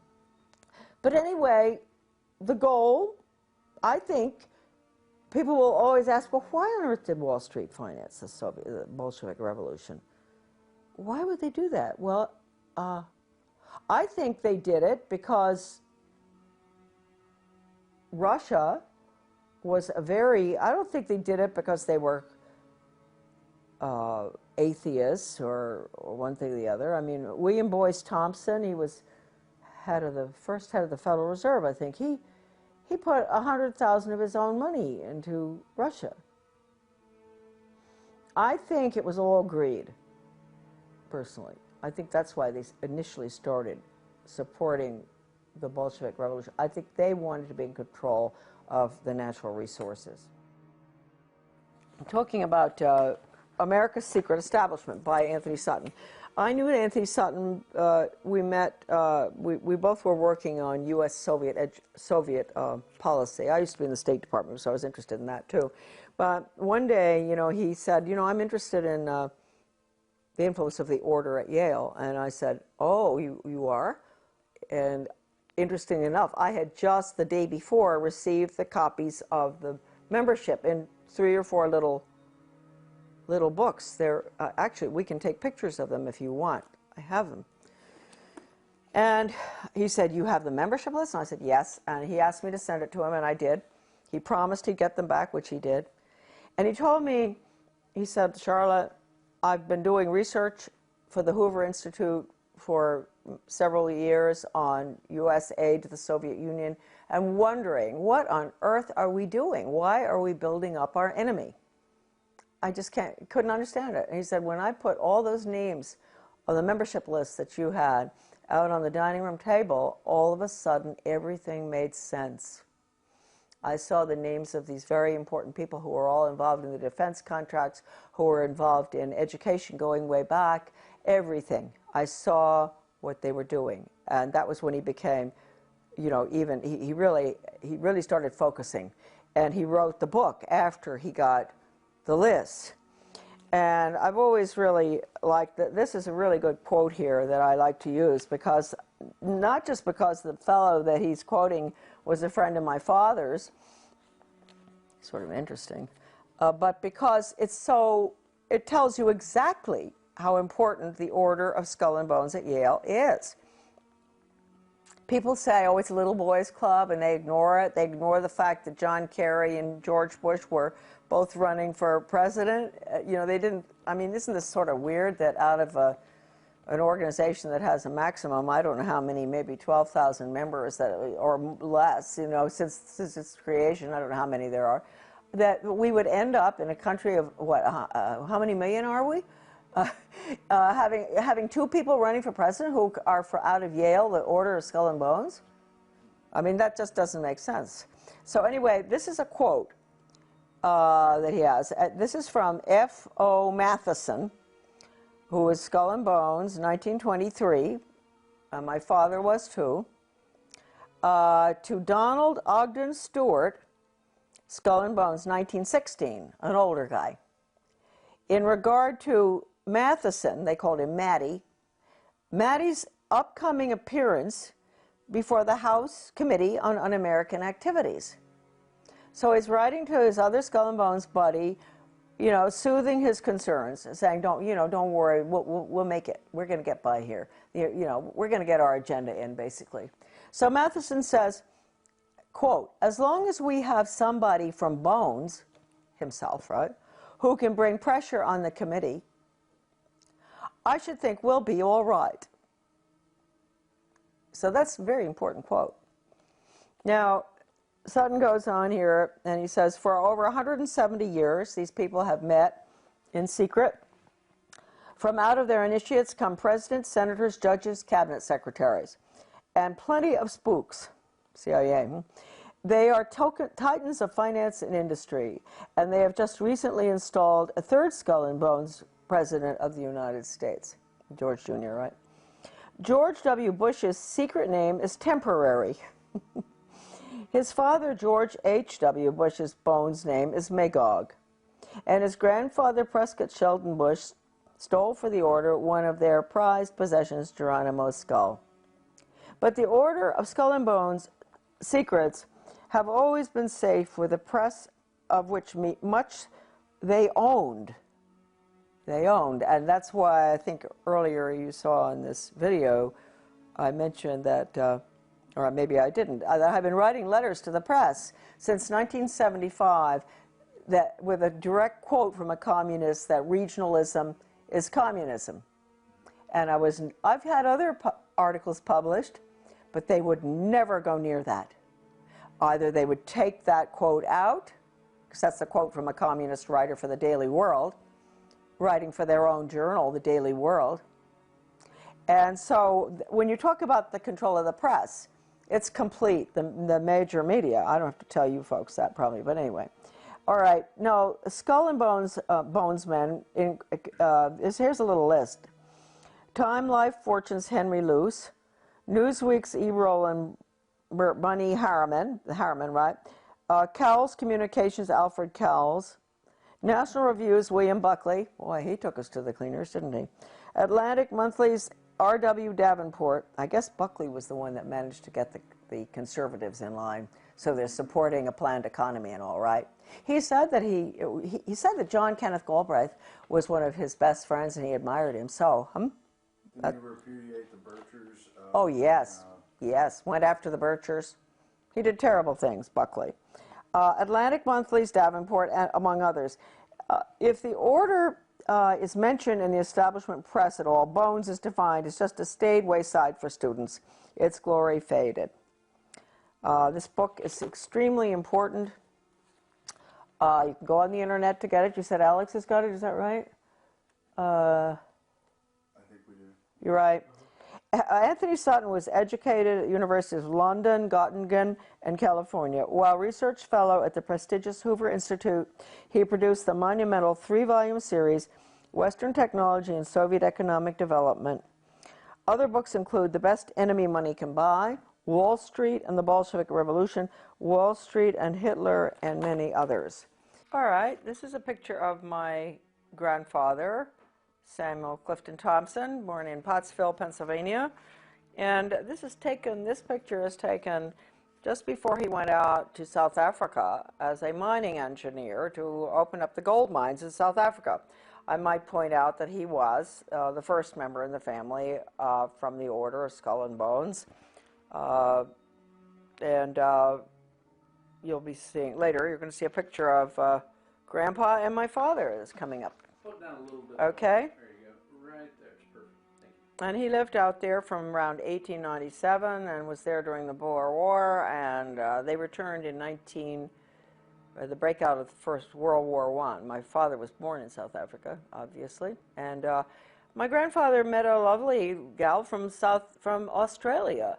That was my grandmother, and she had come, this is a very interesting story. She had come over with her father and 12 siblings on a sailing ship from Australia to Cape Town.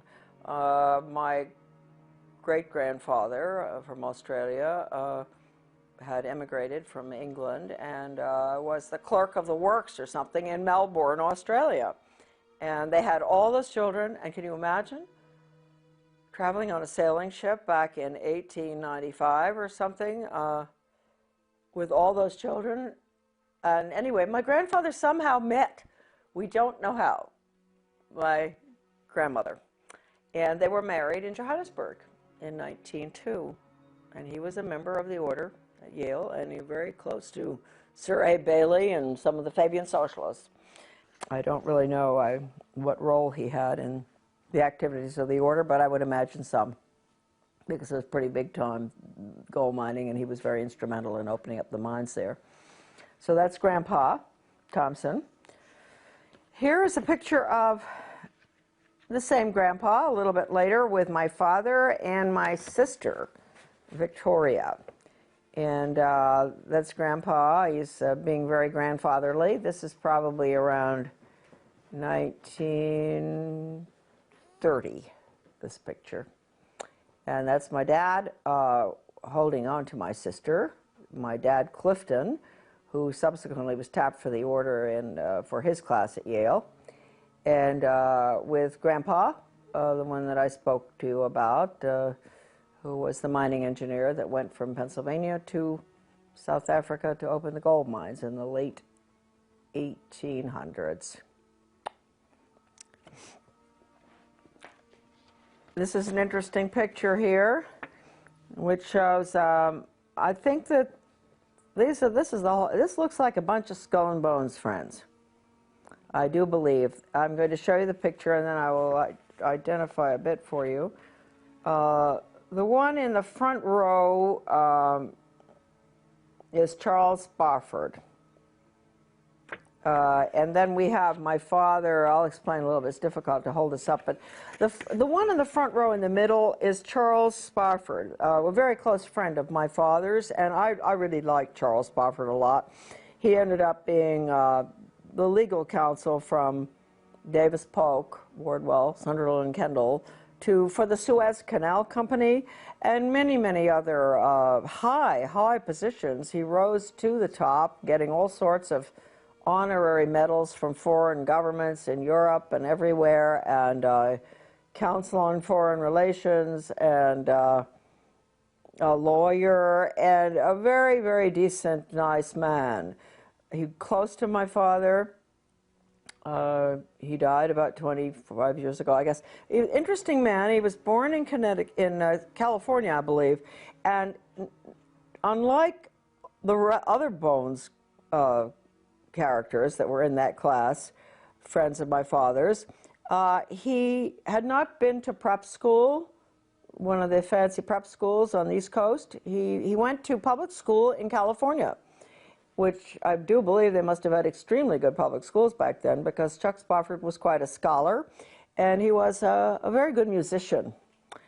And very high up he became after World War II, which he served in Europe as a lieutenant or something. After he got out, he was promoted way high up to one of the top positions in NATO, the North American Treaty Organization, and went on to be very influential in diplomatic circles This is coming from being a boy in the public school system in California, rising to just really the highest heights imaginable. So that's Chuck. The other members that are shown there are close friends of my father's, Rebel McCallum and Fred Haynes, I think. I'm not going to tell you where they all are. My father is in the picture somewhere there in the second row, I think. And Edwin Blair, who was called Mr. Yale always because he was a great fundraiser for Yale.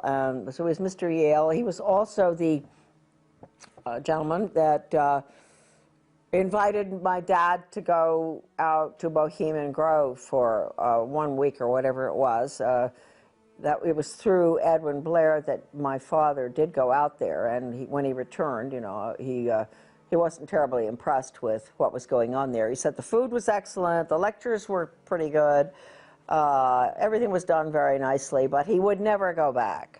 So I'm making excuses for my dad because I don't think he was ever really very happy with the agenda, the Yale agenda, the orders agenda, although he stayed close to his friends. As you can see in this picture, they're all having a very good time on someone's boat or on the dock somewhere.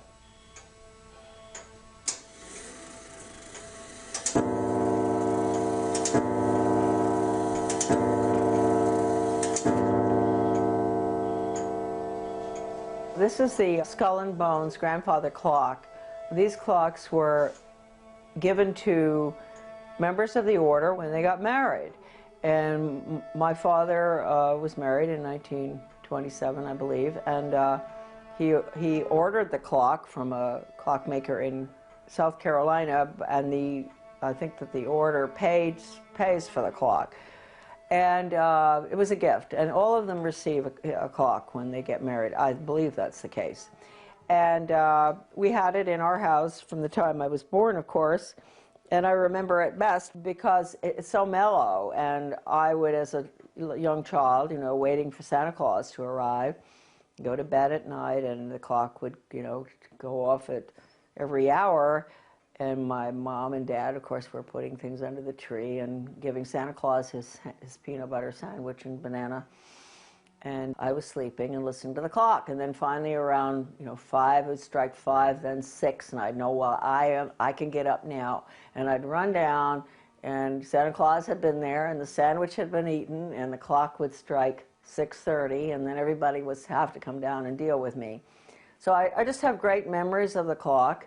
And what the significance is with the clock, Dad used to always say, he was very firm about that. He never told us why, but don't ever let the clock wind down. Keep the clock wound sharp. And always keep it 5 minutes ahead. And what that means, maybe it means they're 5 minutes ahead of everybody. The order has to keep 5 minutes ahead of all of us. And don't let it wind down, because if you did that, they'd be getting 5 or 10 minutes behind or more. And as a member of the family, you never talk about the order. My father never discussed anything about the order of any significance, really. Although, as we said earlier on, most of his friends were very close. Very close friends were the order, and all of them, the ushers in his wedding, were Skull and Bones. The order, and friends all the way through life.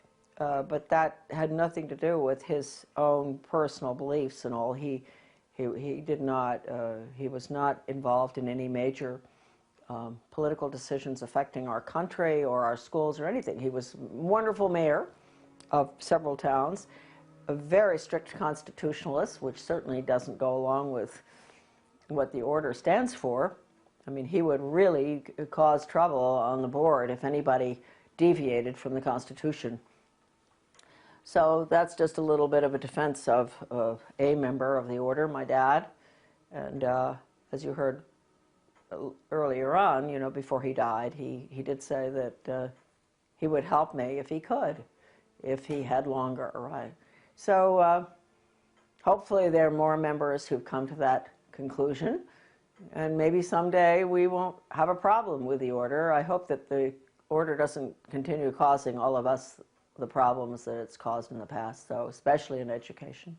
Now, we're going to get into the books. The books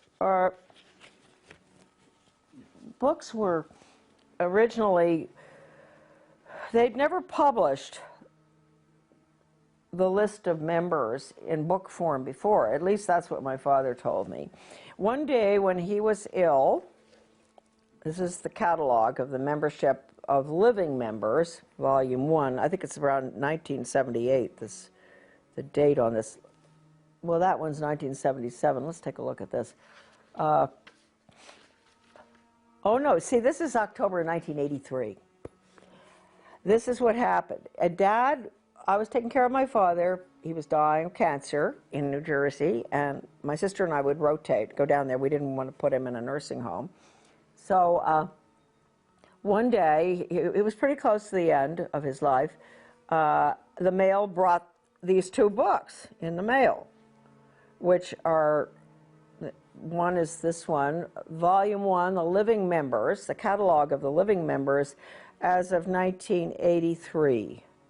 And this is the catalog of all the members as of May 1977. This is the living and the dead. As of May 1977. So this is really the updated one right here. Anyway, I was opening the mail because my father wasn't well. I was taking care of all the business things and mail correspondence, and these arrived. And so I took them into Dad, and he said, "Cool." He said, "They're getting pretty fancy up there in New Haven." You know, he said, "What are they doing? Never been in book form before." And that was his little comment. And so I said, "Well, it is, you know." So we, around that time, I was working with Anthony Sutton on something, because I was always very interested in U.S. policy towards the Soviet Union, and he had done such remarkable work, aside from his great book, which came out subsequently on the order, but his work at the Hoover Institute in regard to United States transfer of technology and all sorts of information and money, etc., to the Soviet Union from the time of the Bolshevik Revolution. And so Sutton was very highly respected in that field, and he told me, it just was a fluke really, that he happened to call right at the time when the books had arrived, because he said he couldn't understand what it was all about. And I said, "Well, you may be interested, I think, you know, in the order at Yale." And he said, "I am." He said, "I am interested in that." He said, I don't understand the connection." And I told him that I had the lists in book form. And he said, "You do?" And I said, "Yeah." And he said, "Would you mind lending them to me?" And he said, "I'll get them right back to you, I promise." And I believed him, and I sent them, and he did get them back. And he called me, and he said, "Charlotte, with all the research I've done through the years on U.S. aid to the Soviet Union in every imaginable aspect, once I got these lists copied," he went to a copying place to get it done. He must have done a pretty good job because they're still in good shape. I put them down on the dining room table, and I looked, and all of a sudden I knew I had found what I was looking for. I had found the names of the people involved in the foreign affairs of the United States, especially in the transfer of secrets and weapons, etc., and nuclear stuff to the Soviet Union, and banking as well as banking. And he said, and he also mentioned Hitler. He said, "I saw the movers and the shakers, and it became very clear to me that this one organization was, if not totally responsible, almost completely, you know, really up there in responsibility for American foreign policy and economic policy." And so, and then subsequently, we found out education policy. I didn't know that at that time that Sutton was that deep into doing the research on education.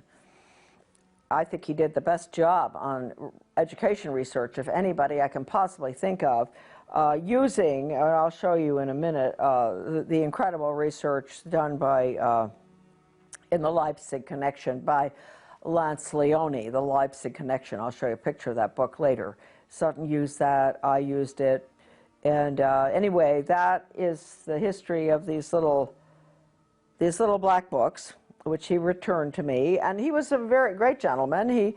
He said, I really didn't ask him to keep my name private, but he decided on his own not to let anybody know where he got them from, and evidently when, after my father died, he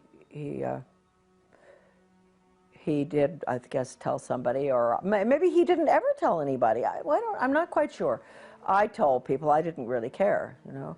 But I do want to point out right here, at the end of my father's illness, before he died, because he had heard me discussing foreign affairs and education, especially with Phyllis Schlafly, who was putting together the book Child Abuse in the Classroom, which is a great book for parents out there watching if they want to really find out all about truly documented programs that were used in the schools between 1965 and 1985, when we had the Protection of Pupil Rights Amendment hearings.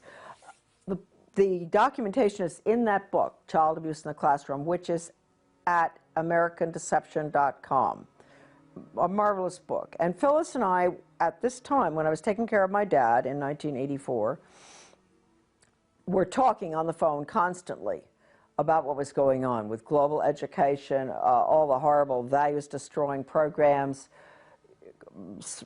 role-playing, psychodrama, the worst stuff, death education, survival games where the kids have to decide who's going to be allowed in the lifeboat and who isn't, depending on what your category is in life. This stuff, my father was listening from the other room, because we had him downstairs in a room next to the kitchen so that we could take care of him. And so he must have had some, I mean, I think I brainwashed him. I think I brainwashed my father at the end of his life, because a week before he died, he looked at me. First of all, I said, did he want to read the New York Times? He was not, he really was at the point where he didn't read much. And I gave it to him, and he just threw it on the floor. He was lying in bed. He threw it on the floor, and he said, you know, if I had more time, I'd help you. So that was really wonderful, you know, that at least I feel at the end of his life, at least he understood his daughter. That was nice to know. He used to say to me, Shar, you're a very good writer, but I don't know whether I like what you write about. And I thought, well, that's a compliment from you. You're a good writer, too, and a speaker. He was always a very fine speaker. But I thought, okay, I've come a long ways. He thought I was a good writer, but didn't like what I was writing about or what I was saying. And then finally he said, you know, if he had more time, he'd help me. So you can say that I'm not making excuses for Skull and Bones members, but you could say that a good percentage of each class is really quite innocuous, even though they may still go to the island, you know, where they have the camping and all that, and Dad did that. And even though they may be bound to vote for the Skull and Bones candidate, like my father always voted for Bush, and my mother was a Southern conservative who would vote for Barry Goldwater, or make a mistake like I did and vote for Reagan. So their votes always canceled one another out, because Dad would have voted Skull and Bones candidate no matter what. Maybe they take a pledge or something, I don't know. Let's go for Dad. Thomson. I think I am even mentioned in this evil little book. Yes, I am. Thomson, 1924. There's Thomson. There's Thomson. In 1924, and you will see there where he was born, and where he went to college, that he was married to my mother, that he was mayor of several towns. He was a very civic-minded person, and everybody loved him. He always got elected. The most generous person on earth that ever existed. If anybody had a problem, you know, he'd be right in on that, offering to help out no matter what.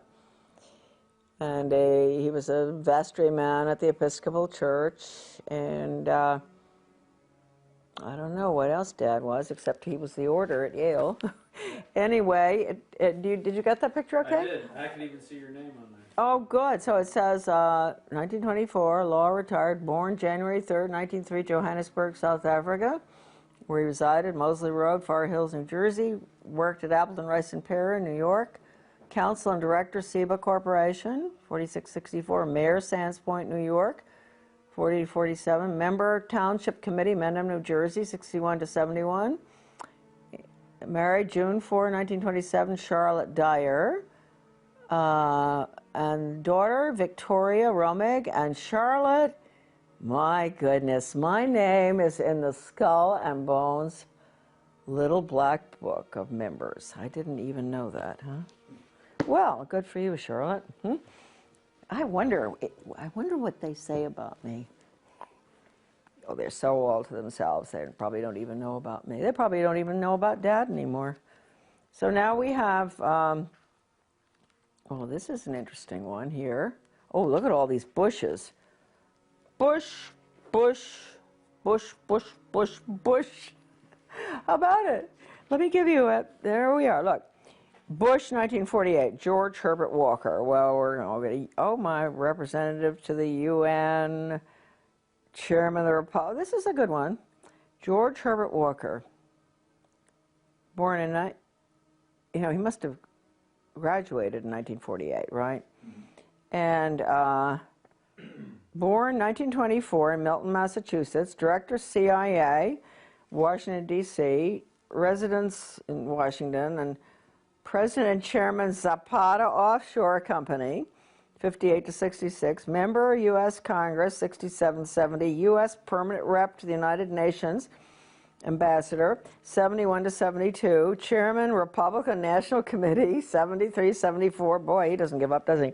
Chief U.S. Liaison Office, Peking People's Republic of China, 74-75, Lieutenant, junior grade, U.S. Navy, 42-45, 3 air medals, married January 6 to Barbara, 1945, children, George W., 1968, John E., Neil M., Marvin P., and Dorothy. Yep, okay. Then we have, gosh, George Jr., 1968, born, that was the class. He was born in 1946 in New Haven, resides in Houston, Texas. That's all they have for him. Oh, this is an old book, see? Yeah, okay. Then James, I never knew about James, did you? Yeah, he's the brother. Well, I've heard about him. Okay, and I knew about the girl. Yeah. Bush, 1953, Jonathan. Oh, I knew about him.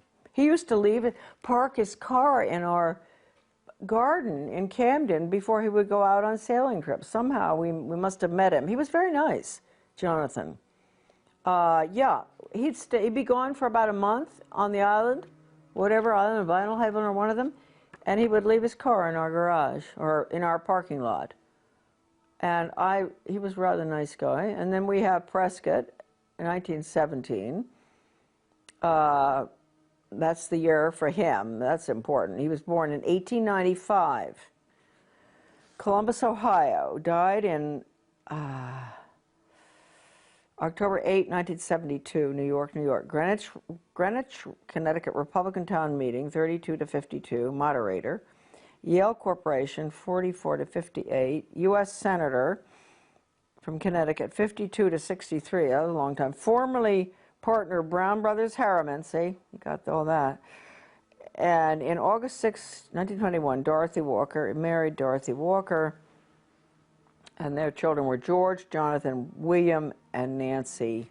Okay, that's that. That's the Bushes. We could go through a lot of people. You know what's interesting? Let's just take a look here. We're in BU. Let's take a look at Buckley, huh? The great leader of the conservative movement, huh? Buckley, William Frank. He graduated in 1950.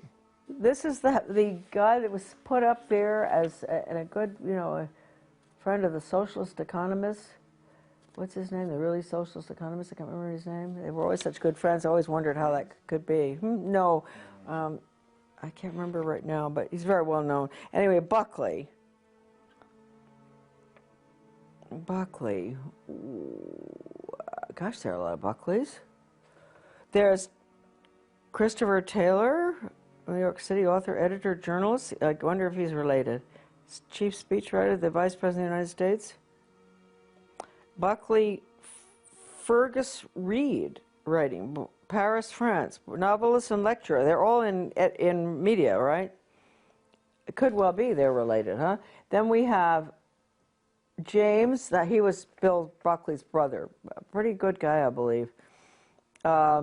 He was president of Radio Free Europe, Radio Liberty, in Munich, West Germany. What a joke those places were. They led the poor Hungarians. You know, we let Hungary go right down the tube. We did all the broadcasting to get them to revolt with Radio Free Europe, and then they revolted, and then the Soviets struck in 1956, I guess, and the Hungarian Revolution. Horrible. So that's what Radio Free Europe did. Well, it must have done some good things. Okay. He was U.S. Senator from New York, in the Navy, married, Peter. He was U.S. Senator from New York for a very short time, and I wondered why. He went in and he never ran again. This is his brother. Okay, now, here we got William Frank Buckley, born in 1925, President National Review. He was associate editor of American Mercury, which, you see, so he was really, that was very good. That was a really true blue, wonderful, conservative magazine that he was editor of. That's rather interesting.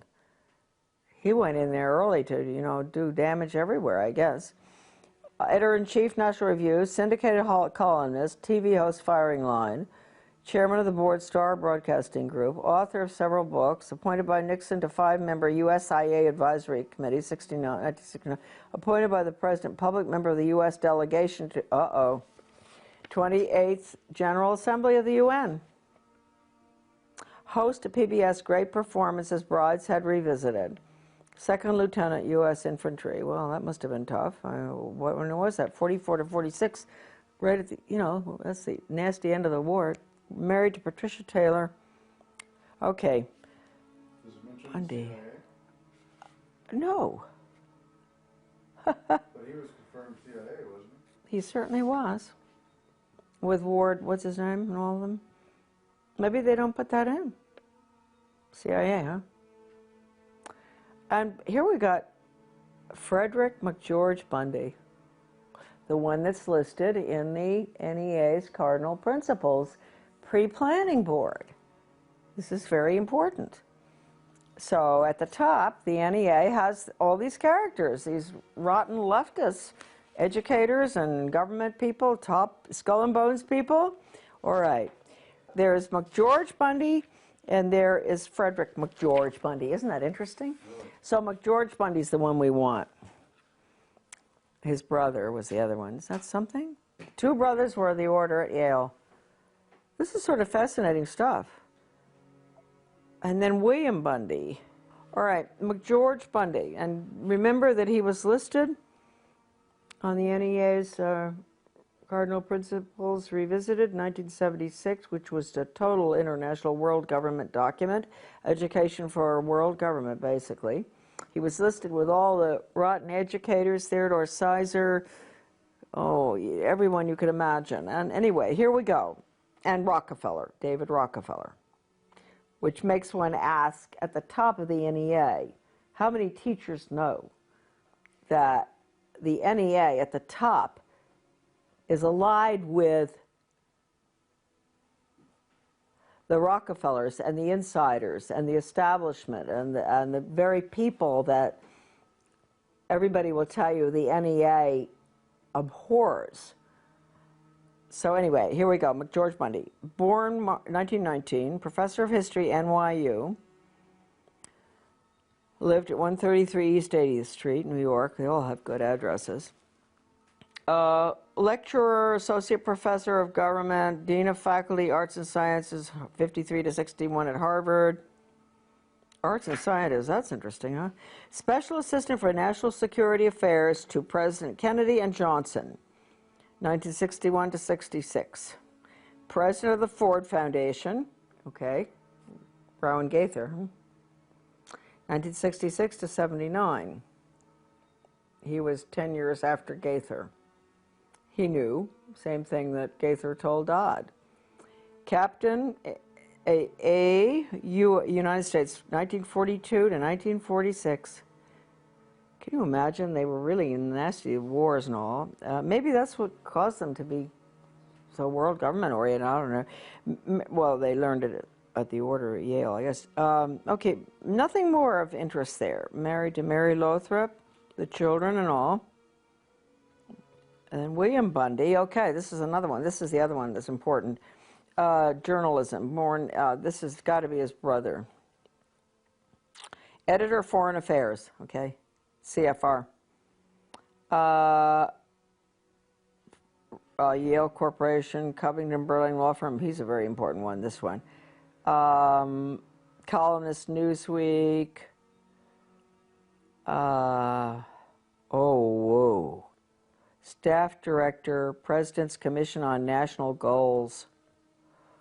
That was a bad commission. Maureen Heaton covered that in her book. National Goals, all right. Deputy Assistant Secretary of Defense, International Security Affairs.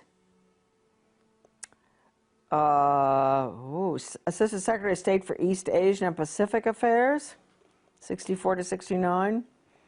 Major Army Signal Corps, August 41. They were all in the war. Legion of Merit, British MBE. Married to Mary Atchison. I wonder if that's Dean Atchison's. I don't know. Michael and Christopher. Okay, well, you know, really, these people are something else, aren't they? They are important. They are very important.